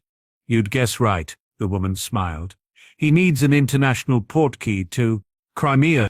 Excellent, the old man nodded. I can get one that will take you to my cousin's shop in Yalta. It won't take but a few hours for me to make the arrangements. Thank you, Harry nodded. And sorry to interrupt your visit with your niece. My fault for not expecting you here sooner, the old man shrugged. While you're waiting, feel free to look over what I have for sale or you could visit the Lace Museum. The old man smiled. It really is something you have to do if you're visiting Hallis. How far is it from her? Just down the street, the old man waved to the door. You can't miss it. Sounds nice, Harry nodded. I think I'll do that. And be sure to pick up some lace while you're here, the old man called out as Harry retreated. It may be expensive, but it's well worth the price. Good afternoon, a woman greeted Harry upon his entrance to the Lace Museum. Is this the Lace Museum? Harry asked with a shy smile. Yes, it is, the woman nodded. You might wish to come back at another time. There is currently a school field trip wandering around the museum, so It's fine, Harry shrugged. I don't have the time to come back anyway. Then have a pleasant visit. Thank you, Harry nodded. I will. Harry spent a few minutes wandering around the museum and was examining one of the exhibits when a young girl walked up. If you look close, you can see the fish. What? Harry turned to look at the young girl. I said, that if you look closely, you can see the fish. The young girl smiled. 3 superimposed fish is the symbol of Hallas, and if you look close, you can find them around the border. My Nagi puppy taught me that. Thank you, Harry smiled. I'm Black. What's your name? I'm Agnesh Nemit, the girl smiled. Do you see the fish? Not yet, Harry squinted. Ah, there they are, thank you. Don't mention it, the girl smiled. Can you see the fish on this one? Well, Black says that he's on his way out of the country, Maricine Vaga Catalin replied with a neutral look. He told the hotel desk clerk that his business has been completed. I see, the other figure nodded. Did he fix the problem we were having with the dragons? He cast several diagnostic charms and looked at them under mage sight. Catelyn replied, nothing has been solved, but we have called in 2 outside experts that he recommended. Is there any indication that he didn't know that we were having problems? Any indication that his visit was a coincidence? I talked to the people that watched the dragons, Catelyn smiled. They tell me that he had with him a rather large collection of books about the Hungarian horntail, many of which are so rare that the caretakers have never even heard of them. Not the sort of thing that a person just happens to have with them. I see, the other figure paused. Do we have any idea how he knew that we needed help? We have one theory. Mr. Black was seen talking to Bella Capus's granddaughter. Catelyn smiled. He may be retired, but that doesn't mean that he's out of the game. The other figure laughed. I suppose those old-timers do stick together. Have you looked for a connection? There were several people that helped us during the 1956 revolution. Catelyn smiled, and many of them don't have a name to go with them. Black could be any one of them. I see, the other figure nodded. Keep looking and tell me if you find anything. I will, sir, Catelyn nodded. How close do you want us to watch the outsiders that Black recommended? They're here already. The figure considered the question for a moment. Don't be obvious about it. They are here by our invitation after all. As you say, Catelyn agreed. Great to be here. Hagrid greeted the Hungarian dragon keepers a bit too enthusiastically. Now where's the dragons? Right through there, sir. The dragon keeper smiled nervously. Be careful, they're dangerous. I'm sure they wouldn't hurt a fly. Hagrid disagreed as he walked towards the cute, cuddly dragons. Can you tell me why the 2 of us were contacted? Charlie asked after Hagrid had gone. You were recommended by Mr. Black, the dragon keeper smiled. He told me that he couldn't do much, then he wrote out 40 pages of notes and observations, and told me that he was going to contact you and Mr. Hagrid. I see, Charlie frowned. Is it possible for me to speak with Mr. Black? I'd like to get his input on a few things if I could. I'm afraid not, the dragon keeper shrugged. I spoke to his hotel and they informed me that he had left the country. Pity, Charlie shrugged. The order would have to wait. Could you show me those notes? Right here, sir. The man pulled out a thick stack of paper. Mr. Black was kind enough to provide an English translation so that you would have a reference. How thoughtful of him. Charlie took the papers. Let's get to work. Hello? Harry returned to the store. Is anyone here? Just a moment, the shopkeeper replied. The portkey isn't ready yet, but it will be in a few moments. Feel free to browse the store while you wait. Okay, Harry chuckled silently. These shopkeepers were always trying to get him to buy souvenirs. Did you find anything? The shopkeeper walked to the counter with a smile. A few things. Harry placed a few items on the counter. I like these glass things. Hand-cut Gouda lead crystal. The shopkeeper nodded. Very good choice. I've also set aside some magical lace if you'd like. I already bought quite a bit of non-magical lace, but why not? Harry shrugged. Add it to the rest of my things. I also have your portkey ready. The man bagged Harry's purchases. Have a good trip. Thank you. Harry paid for his purchases. I only wish that I could have stayed longer. Come back and visit us again someday, the shopkeeper smiled. And get a chance to look at what you missed. I'm not sure that I'll live that long. Harry smiled sadly and disappeared. Hello, an older man greeted Harry upon his appearance. How are you today? Very good, Harry yawned. Can I arrange an internal portkey here? Yes, the man nodded. Where would you like to go? Half a league, half a league, half a league, onward. Harry smiled. All in the Valley of Death Road the 600, the old shopkeeper nodded. The charge of the Light Brigade, Harry shrugged. Tennis, I'll have it ready as soon as I can, the shopkeeper nodded. If you're here to see the Valley of Death, then I might have something you'd be interested in. What's that? Harry's eyebrows shot up in interest. There was a rather old soldier that served in the campaign. The shopkeeper pulled out a long wrapped bundle from under the table. Story goes that he was a squib from one of the dour, less tolerant families, and he left home and bought a commission. He distinguished himself in his first campaign, and his father heard that the son that had only brought shame to the family name was now bringing glory. Glory in the Muggle world? Harry asked mildly. Glory killing Muggles, the old shopkeeper shrugged. He wasn't a very nice person, but he did have his moments. He decided that if his son was going to do the family proud by killing Muggles, then the family was going to help. He went to the finest makers and commissioned a sword. Then he charmed it with all the knowledge of his family. What could it do?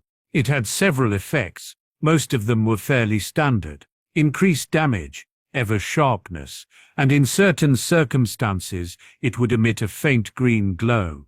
The old shopkeeper smiled. Its most interesting feature, though, was the fact that it could change into a scythe. Why did they charm it to do that? Harry frowned. And how did it get its power? I doubt that they would bother to waste enough energy on a squid to keep it going forever. It would drain ambient energy to keep itself going, the shopkeeper shuddered. Very dark magic plants would wither and animals would get nervous when it was out of its sheath. Let me look at it, Harry requested. All right, the old man unwrapped the sword. Don't see that it could cause much harm if we put it back quickly. Harry pulled out the sword and spent several minutes checking the blade and its charms under mage sight. Finally, he resheathed it and glanced down at the name on the handle. How much? Harry's voice came in a whisper. Seeing as how it belongs to your family, the old man grinned. I don't think I should charge. What happened to the soldier? Major Black, the shopkeeper shrugged. No one knows. He disappeared, might have been killed, might have resigned, and might have been taken prisoner. No one knows. All that was ever found was his sword. When will you have the portkey ready?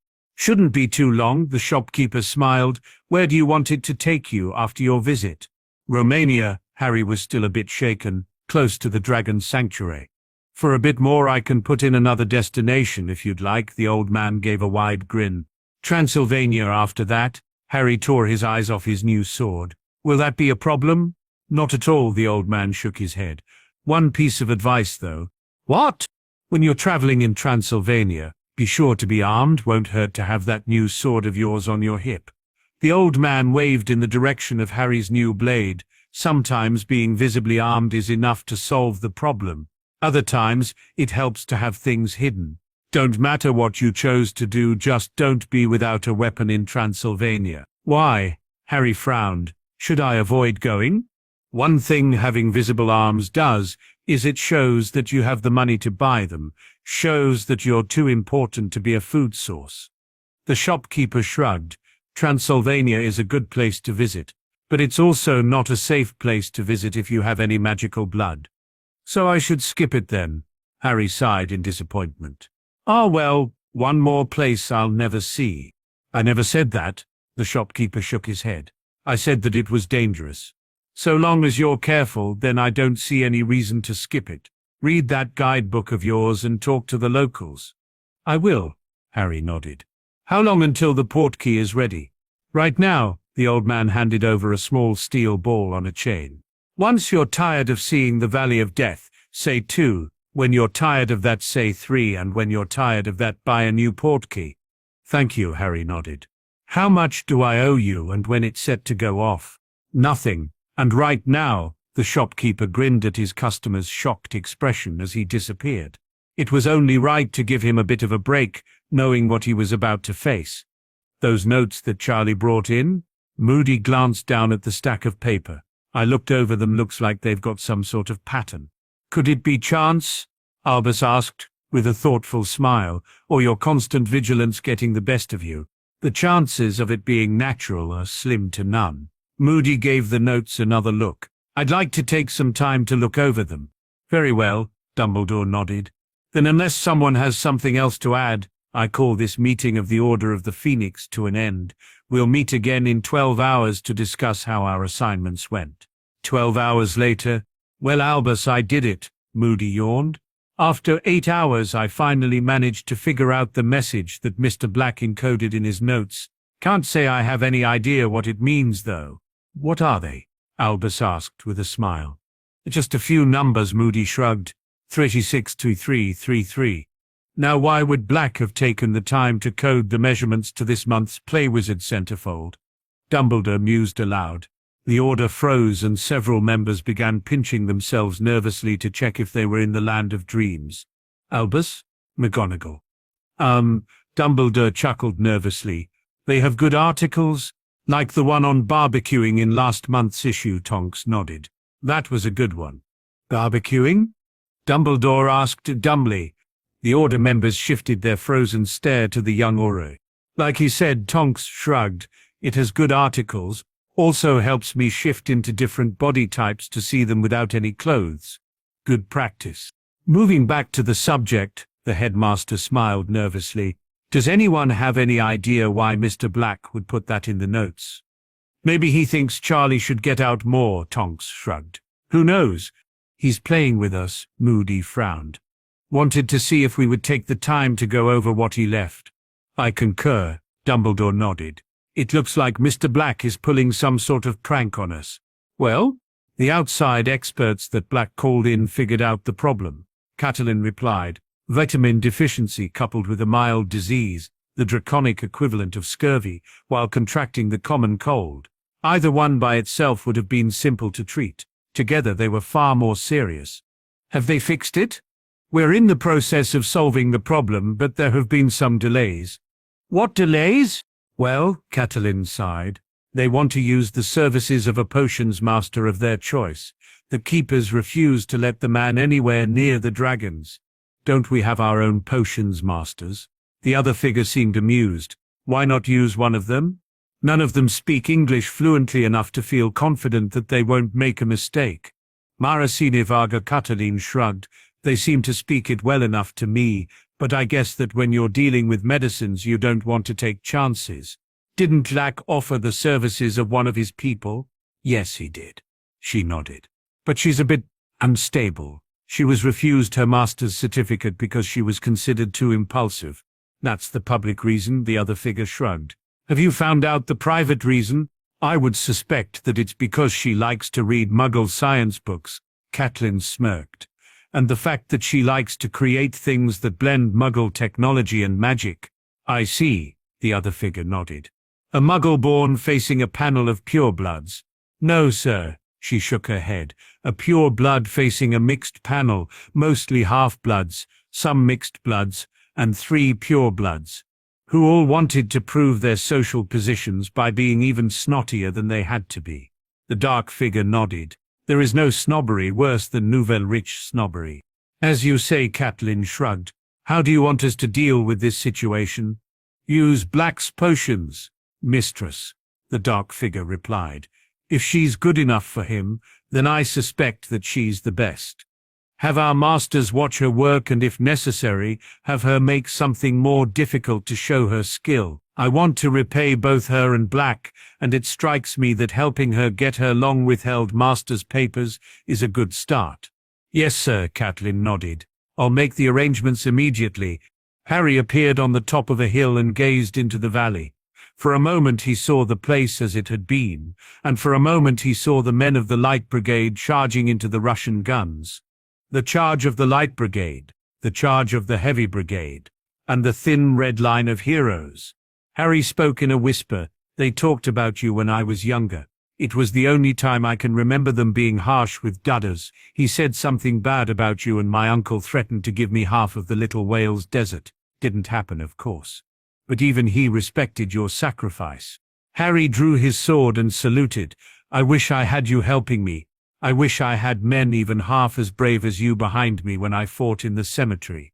I'll try to be as brave as you. I promise that I'll honor your memory by facing my end with the same courage you met yours with." Harry shuddered as his vision of the past became a bit too vivid, and maybe after things end, maybe people will be able to talk about it the same way they talk about this.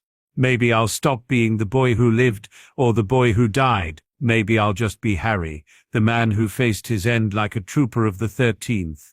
Harry sheathed his sword.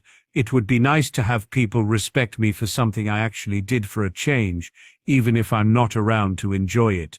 I suppose that if you have to die, it's better to die on your feet like a man than to run and try to avoid my fate. Harry shrugged, not like running would do me any good anyway. 2. Harry arrived in front of a large open iron gate. Peering inside cautiously, he was startled by a greeting. "Hello, come right in." "Hello." Harry took a cautious step through the gate. "Who are you?" "I'm Spencer Cummings," the man replied cheerfully. "Welcome to the Romanian Dragon Sanctuary." "Thank you." Harry stepped in. "Has Charlie gotten back from Hungary yet?" "Not yet." The man shook his head. "But I can take a message if you like." "No thanks." Harry allowed himself to relax. "I was just wondering if they had solved the problem yet." "Not to the best of my knowledge," Spencer shrugged. "But I'm sure that they'll have it wrapped up in no time. Sigh the guest book and I'll give you the tour. This is my first year at the sanctuary and I haven't given any tours before, so you'll be my first." "All right." Harry agreed, signing the book. "Let's go." The two of them spent several minutes walking through the sanctuary, and Spencer was obviously enjoying his time as a guide. "That over there is the dragon that Harry Potter faced in the third task of the Triwizard Tournament." Spencer pointed to the indicated dragon with a smile on his face. "Feel a bit sorry for the beast, having to go against the boy who lived. There was no way it could win. Didn't believe the rumors that he was a glory hound or a dangerous lunatic, huh?" Harry fought to keep the annoyance off his face. "Course not." Spencer shook his head. "Sides, Charlie knows him and says that he's a very modest boy. He won't hear of anyone speaking out against him, and neither will I." "That's rather refreshing," Harry muttered. "What about that dragon? Why does he look so depressed?" "Well," the indicated dragon's head shot up, and it began running towards Harry and Spencer. "Run." "Wait." Harry stood perfectly still. Running from a large predator is never a good idea. Spencer ignored the advice and took off as fast as his legs could carry him. The dragon stopped just before it was about to trample Harry and lowered its snout to get a good whiff of his hair. "Norbert?" Harry reached up to pet the dragon's snout. "You've grown, it's good to see you again." The dragon gave a contented sigh and laid down, allowing itself to be petted.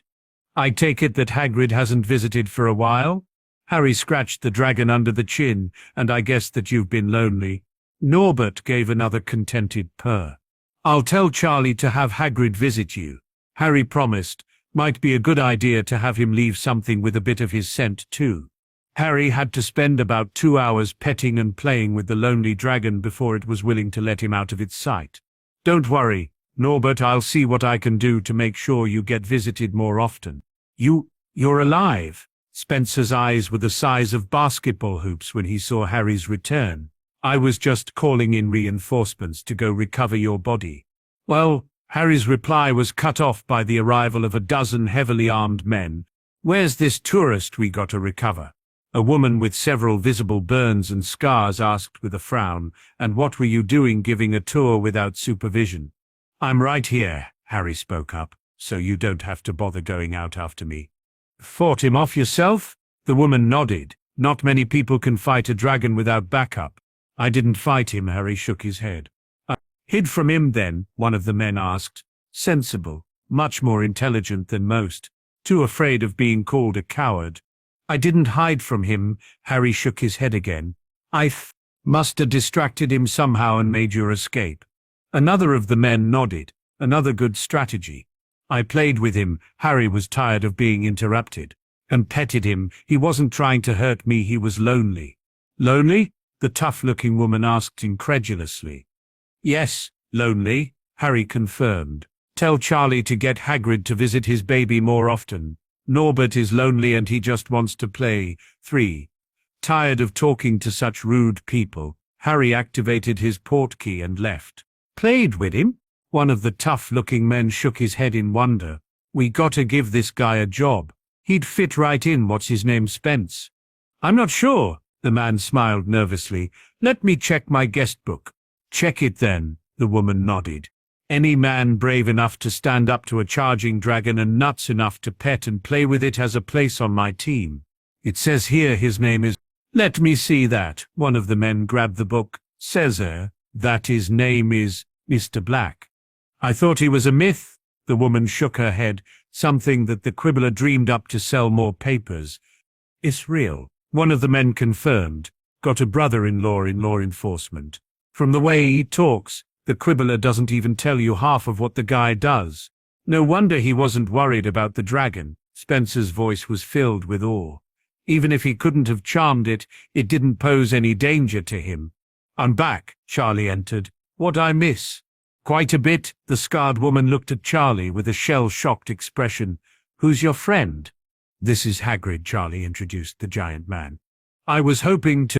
Mr. Black says that Hagrid needs to visit his baby more often. The woman interrupted. He's getting lonely. I knew it. Enormous tears threatened to leak from the corners of Hagrid's eyes. Where is he? Where's my little Norbert? Spencer will take you to go see him. The woman's expression didn't change. And I'm going to go get drunk. Very drunk. I'm coming too, one of the men agreed. Me too, another agreed. After what I saw today, I don't think I'm ever going to be sober again. Won't someone please tell me what's going on? Charlie demanded. Congratulations, hench girl. The chief of Hungary's Potions Mastery Board smiled. We have found that your work more than entitles you to recognition as a full master. I'm honored. Hench girl wiped a tear from the corner of her eye. Thank you. Before you go, another member of the panel stopped her. Would you mind telling us why you're called hench girl? Because I'm the professor's hench. Hench girl shrugged.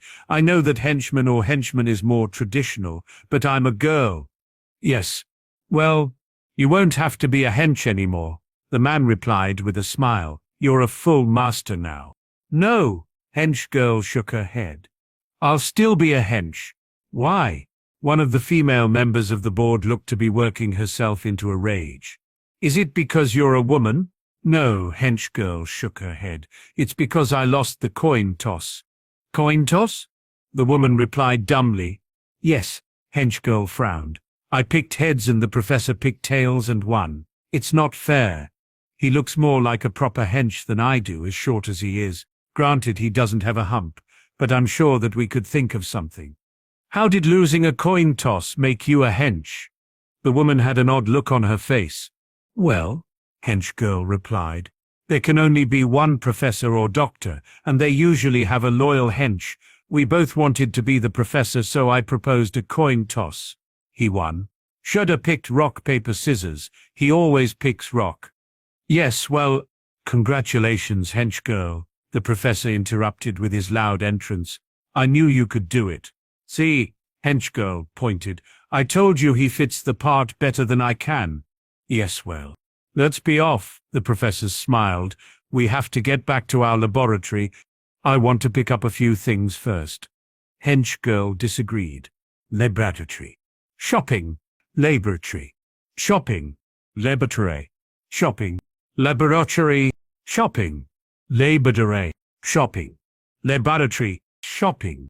Laboratory. Shop. Rock, paper, scissors. Deal. The professor nodded. Good old rock. Nothing beats rock. Ha! Hench girl cried in triumph.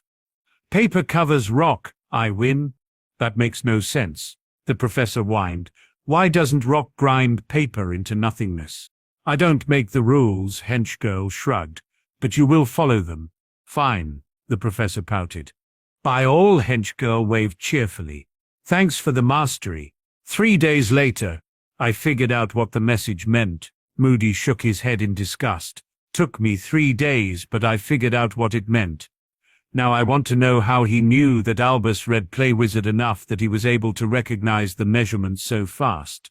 I told you I liked the articles, Dumbledore protested. I only recognize the measurements because Albus's obsession with pornography is not the issue here," McGonagall interrupted before the headmaster could think of an excuse. "What did you figure out, Mad-Eye?" "I had Tonks do some checking," Moody leered. "Well?" Tonks smiled. "I pretended to be interested in writing an article on how to cook the best hams to get in. Some snooping revealed that the current centerfold had been arrested by the Americans for being a polyjuice Death Eater. Black gave us all the info we needed." Moody gave an annoyed frown that scared half the room. "And we thought that he was pulling some sort of prank." "Master," Wormtail shuddered, "I have some bad news and some humorous news." "What's the humorous news?" the Dark Lord hissed. "Our spy at the Ministry tells us that Dumbledore is obsessed with pornography." "Hear, hear, hear, hear." The Dark Lord gave his first non-evil laugh in years. "And the bad news?" "Mr. Black knew about our plot with the Play Wizard Centerfold," Wormtail shuddered, "and warned the Order." "Wormtail," the Dark Lord said calmly. "Crucio, the Quibbler. By Miser.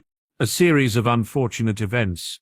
That is the best way to describe the fates of several groups of Death Eaters that were dispatched to Austria by the Dark Lord to kill Mr. Black. We found the first group on some train tracks. Editor's note like the Hogwarts Express, and they weren't in very good shape, reported a senior anonymous source in magical law enforcement. Looked like Black was still a bit angry about what happened in Germany. See a recap of the bloodbath in Germany on page A2. This was the first but by no means the last group of Death Eaters found killed in a horribly brutal way. Perhaps the most famous of Mr. Black's victims were the infamous Lestrangers. Had to clean them up with a mop. Our source in the coroner's office went on to add, "I don't know what they did to annoy him, but after seeing what he did to them, I would suggest suicide to anyone that angers Mr. Black." "Mr. Black can speak to dragons?" "By someone other than Luna Lovegood. Mr. Black stunned the world yesterday with the first recorded taming of a dragon. The dragon named Norbert is living in the Romanian Dragon Sanctuary. Handlers say that he is much more docile than most dragons. An anonymous source in the sanctuary tells us that Mr. Black was able to communicate with the dragon and determine that its unhappiness was caused by loneliness. But as regular readers will know, Mr. Black has in the past shown that he is a talented cryptozoologist. His accomplishments include being instrumental in curing what is now being called the Hungarian dragon blight, the discovery of the crump. The sun was starting to set as Harry arrived. Looking around, he realized that he was in some sort of clearing, in a dark, forbidding forest, and he immediately pulled out his guidebook to get an idea of what he should expect. Transylvania is a wonderful country with a rich history. Transylvania is also filled with a large assortment of mystical creatures that regard humans as a good source of protein. What follows is a partial list of dangerous creatures and how to kill them. Editor's note, most things will die if you chop off their head. When in doubt, try that. Vampires. Weaknesses include sunlight, wooden stakes to the heart. Harry spent several minutes going over the list, and only finished when he no longer had any light to read by. Remembering the shopkeeper's warning, Harry secured the sword to his hip and went digging through his pack for his whip and Pugio. "Let's see if I can get this thing to work," Harry muttered, as he uncoiled the whip. "Hopefully without injuring myself too badly." Mental note, get some healing potions. Giving the whip a few experimental cracks, Harry was pleased to learn that the whip seemed to move according to his will, sending the tip over his shoulder. Harry frowned as the whip seemed to get caught on a branch or something. Giving it one good tug, he managed to get it free and returned it to his belt. "Practice," he muttered to himself. "I need more practice." Shaking his head, Harry began walking towards the distant lights that he hoped indicated some sort of town or inn. Behind him, two vampires were frozen in shock. Only seconds ago they had watched as the stranger's whip wrapped around their leader's neck and decapitated what they had thought was an extraordinarily powerful vampire. "Back up," whispered one. "Not even then," replied the other. "Let someone else have this one." "I think you're right." The first was still staring at the spot the stranger had been standing on. He didn't even bother to look back. He just killed. Not many people can do something like that. "I never liked Vlad anyway," the second shrugged. "What kind of vampire picks such a stereotypical name?" And it's not like the stranger was after us, the second agreed. He let us go. Most humans with that kind of skill would have killed the both of us for even thinking about jumping him. Should we warn Valos? Let him die, the vampire laughed. Never liked him either. After a few minutes of walking, Harry came to the door of what looked like an inn. Shifting his clothing from backpacker to something a bit less noticeable, Harry entered the building. Every eye turned to watch Harry as he entered the room. Is there a place I can get a room around here? Harry asked the bartender with a smile. Upstairs, the woman nodded. If you want a room with a lock and a sturdy door, that's extra. If you want a room with a lock on the outside the door, that's extra. If you want clean sheets, that's extra, Harry nodded. One with a lock on the inside and a sturdy door. Fine, the woman nodded. Would you like something to eat? What do you have? We have soup and lamb, the woman looked up. If you want blood, then I suggest you ask Volos to share his with you. He doesn't like it if I give out his private stock without his permission. Lamb and soup will be fine, Harry nodded as he dropped a few silver coins on the bar. I'll eat it down here. Sit wherever you like, the woman turned her back. I'll have your food out in a bit. Thank you. Harry took a seat that allowed him to keep his back to the wall and a view of the door. His quiet vacation was getting to be more exciting than he could stand. Here, the woman dropped a large tray on Harry's table. I included a beer. Don't ever let it be said that I didn't give a man a good meal when the time came. When the time came, Harry looked up from his book with a raised eyebrow.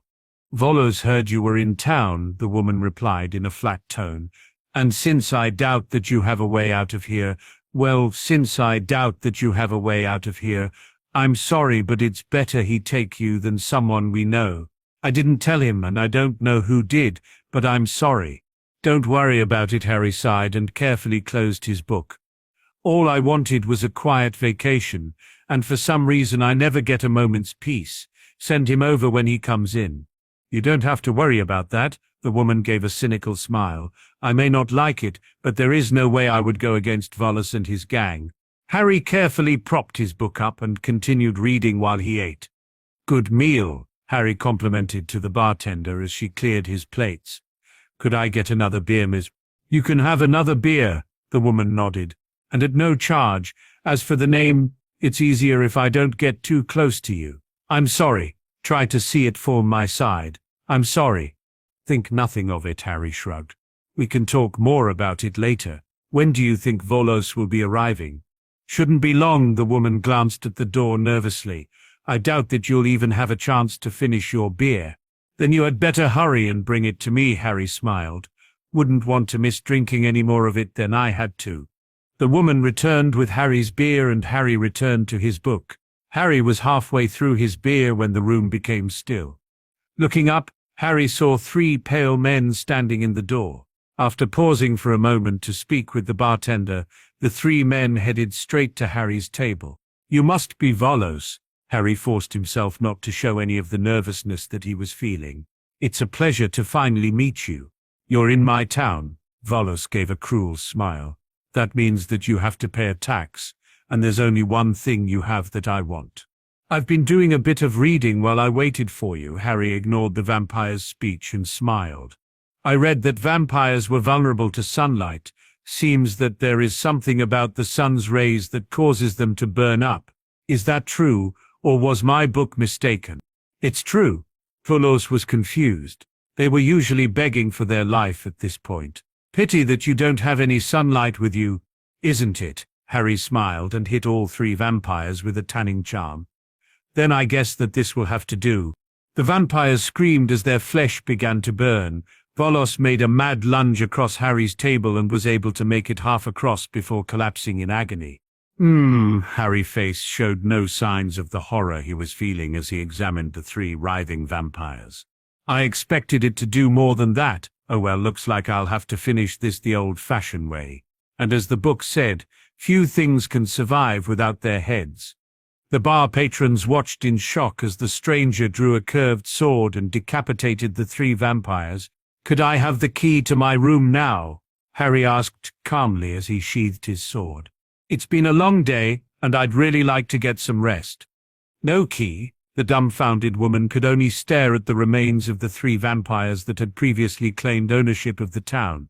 "There's a bar you can put across the door, first one on the left." "Thank you." Harry suppressed another shudder as he walked up the stairs. Seeing the 3 vampires burn had brought up unpleasant memories of his first year and the fate of his defense against the dark arts professor. "And sorry about the mess." "Did you see that?" One of the men at the bar spoke after Harry had left. "Did you see what he did to them?" "I saw," the woman nodded. "Just think of what he could do to you if he decides to be insulted by the fact that you told Volos about him." "It was him or one of us," the man protested. "Volos wasn't going to live forever on the donations we provided him. Sooner or later he was going to take another one of us. Just hope that he feels the same way." The bartender nodded towards the stairs. "Because I don't like thinking about what will happen if he doesn't." "Did anyone else feel it when he pulled out that sword?" An older man that had been sitting near Harry's table asked with a look of fear, that coldness, the feeling of dread. "What is he?" Another man asked with a frown. "I doubt that he's a vampire because we all saw him eat, but he can't be human, can he? Not after the way he killed Volos, treated a 200-year-old vampire like he is a child." "It seems that there's a new hunter in the area, sir."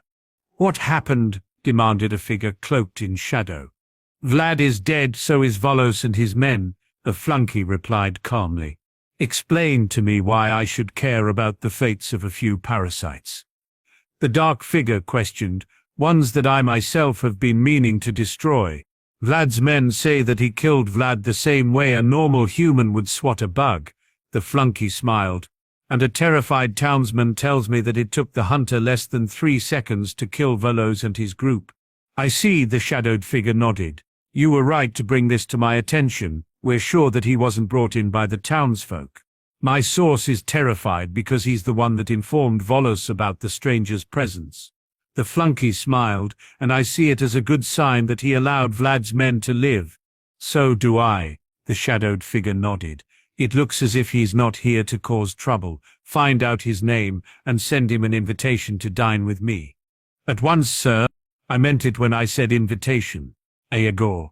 The shadowed figure continued, "I don't want to antagonize an unknown power by being impolite." "As you say, sir," Aegor nodded. "I'll tell the men not to anger him or be impolite." "A meeting between equals," the darkened figure nodded. "It's been so long since I've been able to have one of those." Harry awoke late the next morning and walked down to the bar. "Good morning, sir," the bartender greeted him upon his appearance. "Did you have a good sleep?" "Yes, I did, thank you," Harry gave a tired blink. "Is it too early for breakfast?" "What would you like, sir?"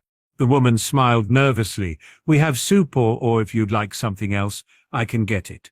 "Soup is fine," Harry nodded. "Thank you. We all wanted you to know how sorry we are about what happened with Volos." The woman eyed the sword on Harry's hip. "And I wanted you to know that the man who did it has left town." "Don't worry about it," Harry grinned. "Why don't we both forget that last night happened?" "If that's your wish, sir," the bartender agreed. "Who am I to think otherwise?" "Thank you," Harry gave a short laugh. "Now about that soup." "Right away, sir." Harry leaned back in his chair and smiled. The people were so friendly around here that he might be persuaded to stay longer than he had intended. And that thing with the vampires last night? He was sure that it was just an isolated incident, not something likely to happen again. "Will there be anything else, sir?" The woman smiled nervously as she delivered the food. "Some fresh bread, perhaps?" "I'm fine, thank you," Harry smiled. "Is there anything to do in this town?" "Nothing much, sir," the woman's hands were trembling. "It's fairly isolated."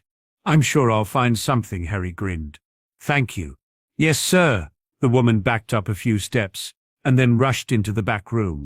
"Must have a lot to do this morning," Harry shrugged at his hostess's exit.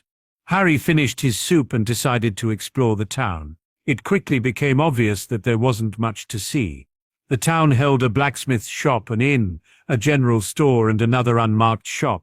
Shrugging, Harry walked into the general store. If all else failed, he could always get some souvenirs for his friends. "Hello," Harry called out as he entered the store. "Is anyone here?" "I'm right here," An old woman's head popped out from behind the counter. Just one moment. I'm just going to take a look around, Harry replied. I'll be at the counter in a few minutes. Take your time. Harry spent several minutes walking around the store. Why do you have so much black silk? Vlad liked it, the old woman replied. He liked the whole Prince of the Night look. I thought they said his name was Varlis. He wasn't so into continuing stereotypes as Vlad was. The old woman shook her head. He may have been a monster, but I don't know what I'm going to do with all that silk now that Vlad's gone. I'll take it, Harry sighed. I'm sure I know someone that can use it. Bless you, the old woman gave a toothless smile. You've saved my store. Always happy to help. Harry gave a weak grin. I'll take some of those hard candies behind the counter also. Here you go, Sonny. The old woman pulled out a handful. On the house, Harry paid for his purchases and walked to the next store. Hello, son. What can I do for you? I was just looking around, Harry replied. Is it possible to get a portkey here? Why do you ask? The shopkeeper asked wearily. This shop sells other magical items, Harry shrugged. I was hoping that you would have portkeys too, or at least know where I can get them. I'm afraid that I don't have those. The old man shook his head sadly. I do have some other things that you might be interested in, though. What? Harry sighed. Let me show you. The old man pulled a small trunk out from under the counter. A complete hunter's kit, never been used. What's a complete hunter's kit? Harry's eyebrows were touching. Everything a hunter of the supernatural could possibly need when traveling through the area. The old man smiled. Silver weapons, wooden stakes, a portable potions library, lockpicks, and many more things. It also comes with a comprehensive research library. Fine, Harry nodded. And since you've decided to buy the complete hunter's kit, the old man smiled, allow me to suggest a few more items that you'll need if you're traveling through the area. I thought you said the hunter's kit had everything I would need? Harry smirked. That's what the advertisement says. The old man agreed. But you don't seem like the kind of man that would trust your life to a bunch of marketers. Okay, what else? Harry sighed again. Some more books. The old man piled the tomes on top of the trunk. And a lot more potions, ingredients, including several that are only found in this area. The old man rummaged around in the back. I would also suggest that you purchase these potions. What are they? Blood replenishing potions, the old man shrugged. You'd be surprised how many I sell. Fine, Harry nodded. Anything else? One more thing. The old man pulled out a worn leather-bound book. This book is filled with useful spells and curses. You might not need it for dealing with supernatural threats, but it will certainly aid you in dealing with normal wizards. Thank you, Harry nodded. Anything else? No, the old man shook his head. Nothing else. Then I'm going to take this back to my room and go through it. Harry hefted his load. It's a good thing my pack is bottomless. That it is, lad, the old man chuckled. That it is. Harry walked back to his room and spent the remainder of the day reading through his new books and cataloguing his new items, finally getting everything situated the way he wanted it. Harry pulled out his new spell book and started to read. A muffled knock broke Harry's concentration and caused him to look towards the door. What is it? I have an invitation for you, sir, the bartender's voice called through the door. One moment. Harry got up and opened the door. What's this about an invitation? The Count has asked you to dine with him and has offered you a room for the night. The woman smiled nervously. He wished you to know that he has nothing but respect for you and hopes that you will accept. How do I get there? Harry asked calmly. He has also sent his carriage. The bartender replied, with the instructions that they will wait until doomsday for your answer. Who is this Count? Harry wanted all the facts before he decided what to do. He's the vampire that controls most of the region. The woman's hands started to tremble. But he's not so bad as Volos was. I don't think he wants to fight, sir. Why? Because he's being much more polite than he would be if he wanted to fight you. The bartender did not want to be alone with this man for any more time than she had to. Tell the Count's me, Harry paused. Tell them that I would be happy to accept the Count's kind invitation, and that I shall be down in a few minutes. Yes, sir, the woman sagged in relief. I'll tell them. Harry closed the door and spent a few moments ensuring that everything was in its proper place. Shouldering his pack, Harry walked down the steps. "Are you the Count's guest, sir?" a man in red and black livery asked politely. "Yes," Harry nodded. "I am. Why didn't you give me the invitation yourself?" "I didn't want to seem rude, sir." The man kept his tone of respect. "Confronting you in your own room could have been seen as aggressive by some." "I see," Harry nodded. "How long will it take us to get to my meeting with the Count?" "It shouldn't take too long, sir," the man replied as he opened the inn's door for Harry. "A few hours at most, depending on the weather." "Thank you." Harry nodded as he stepped into the carriage. "One more thing, sir." The guard paused before closing the door. "May I have your name?" Black. Harry sat back in the plush cushions. "My name is Mr. Black." "Thank you, sir." "If only Hermione could see me now," Harry muttered to himself as he pulled out another book to read on the trip.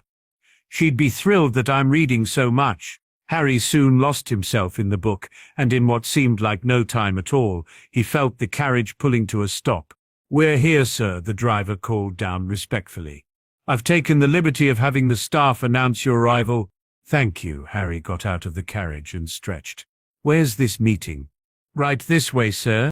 Harry followed the man into the main entrance hall where they were greeted by a distinguished-looking man in black and red silk. "It's a pleasure to finally meet you, Mr. Black." The Count dipped his head in respect. "I am the Count." "It's a pleasure to meet you as well." Harry saw no reason to be impolite. "Though I do wonder why you wished to meet with me."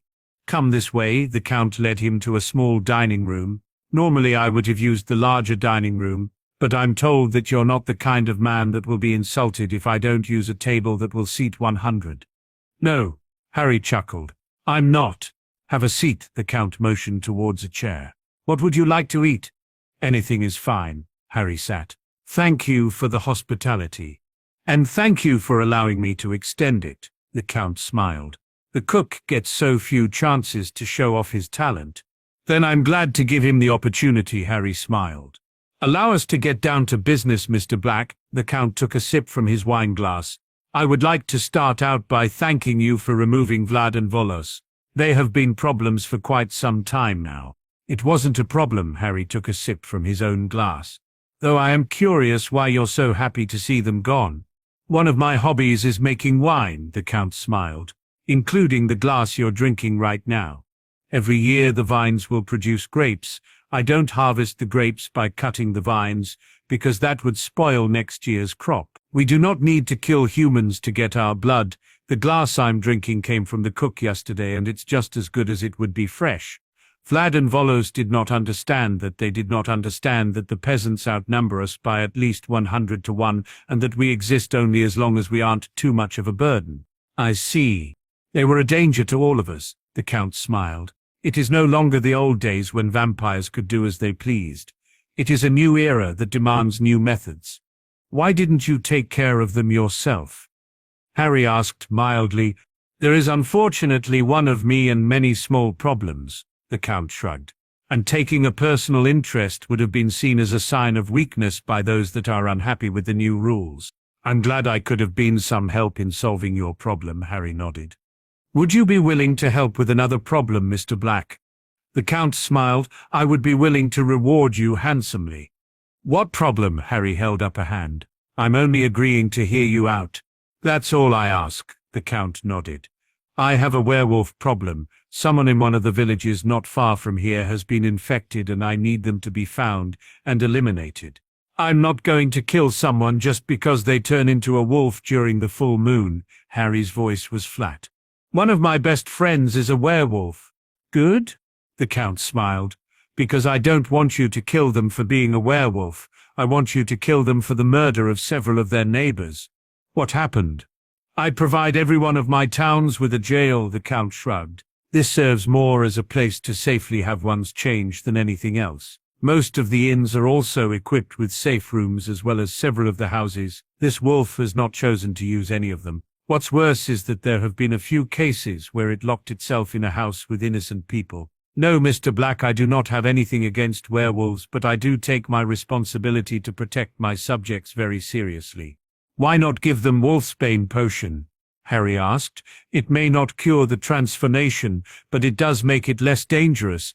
Wolfsbane? The Count leaned back in his chair. I'm unaware of any potion by that name. It doesn't cure them, but it does make the transformation a bit easier, and it keeps them from being affected by the dementia. And you know where I could get this potion? The Count seemed delighted by the prospect. I have a friend that I suspect can brew it, Harry nodded. If she can't, then I have a few more people I can contact. Wonderful, the Count gave a satisfied nod. And something I will be delighted to provide. But not, I fear, something that will help me with my current problem. I'm not sure what I can do, Harry exhaled, but I'm willing to go to this town and look around. Thank you, Mr. Black, the Count sagged in relief. I am eternally grateful for your assistance in this matter. There is a full moon tonight. If we hurry, we can have you in position before the beast starts its hunt. How am I going to get to this village? I'll have a portkey made, the Count nodded. Is there anything you require? Nothing I can think of. Harry shook his head. Thank you for the offer. The Count left the room and returned a few moments later with a small bottle and 2 links of chain. I would suggest that you coat your weapons with this before you start. The Count handed over the small bottle. It will magically coat them with silver. The chain is the portkey. Just say Wolf, and it will activate. Say Count, and it will return you to this castle. Good luck, my friend. Thank you. Harry spent a few moments coating his weapons, then took a deep breath. Wolf. Harry appeared in the town square next to a small fountain. Taking a seat on the side of the fountain, he looked around. Not afraid of the wolf? A man with long matted grey hair and yellowed fingernails rasped out. You should be. Why? Harry turned just in time to watch the man change. Damn. The wolf lunged for Harry's throat, and he just managed to get his arm up in time to save his life. Screaming in pain, Harry frantically grabbed for his wand. The wolf made an odd keening whimper, and its grip began to loosen. Harry rolled so that he was on top of his attacker, and his head closed around the handle of his Pugio. Savagely stabbing the beast, Harry did not let up until it regained its human form. Collapsing, Harry mustered the last of his strength. Faith! Count! Mr. Black? The Count rushed over to help his friend. You're injured. Only thing I could think of doing was shoving my arm in his mouth. Harry coughed, kept his jaw busy so he couldn't bite me anywhere else. Yes, I'm afraid that he may have crushed the bones. The Count cradled his friend's head. You've been bitten by a werewolf.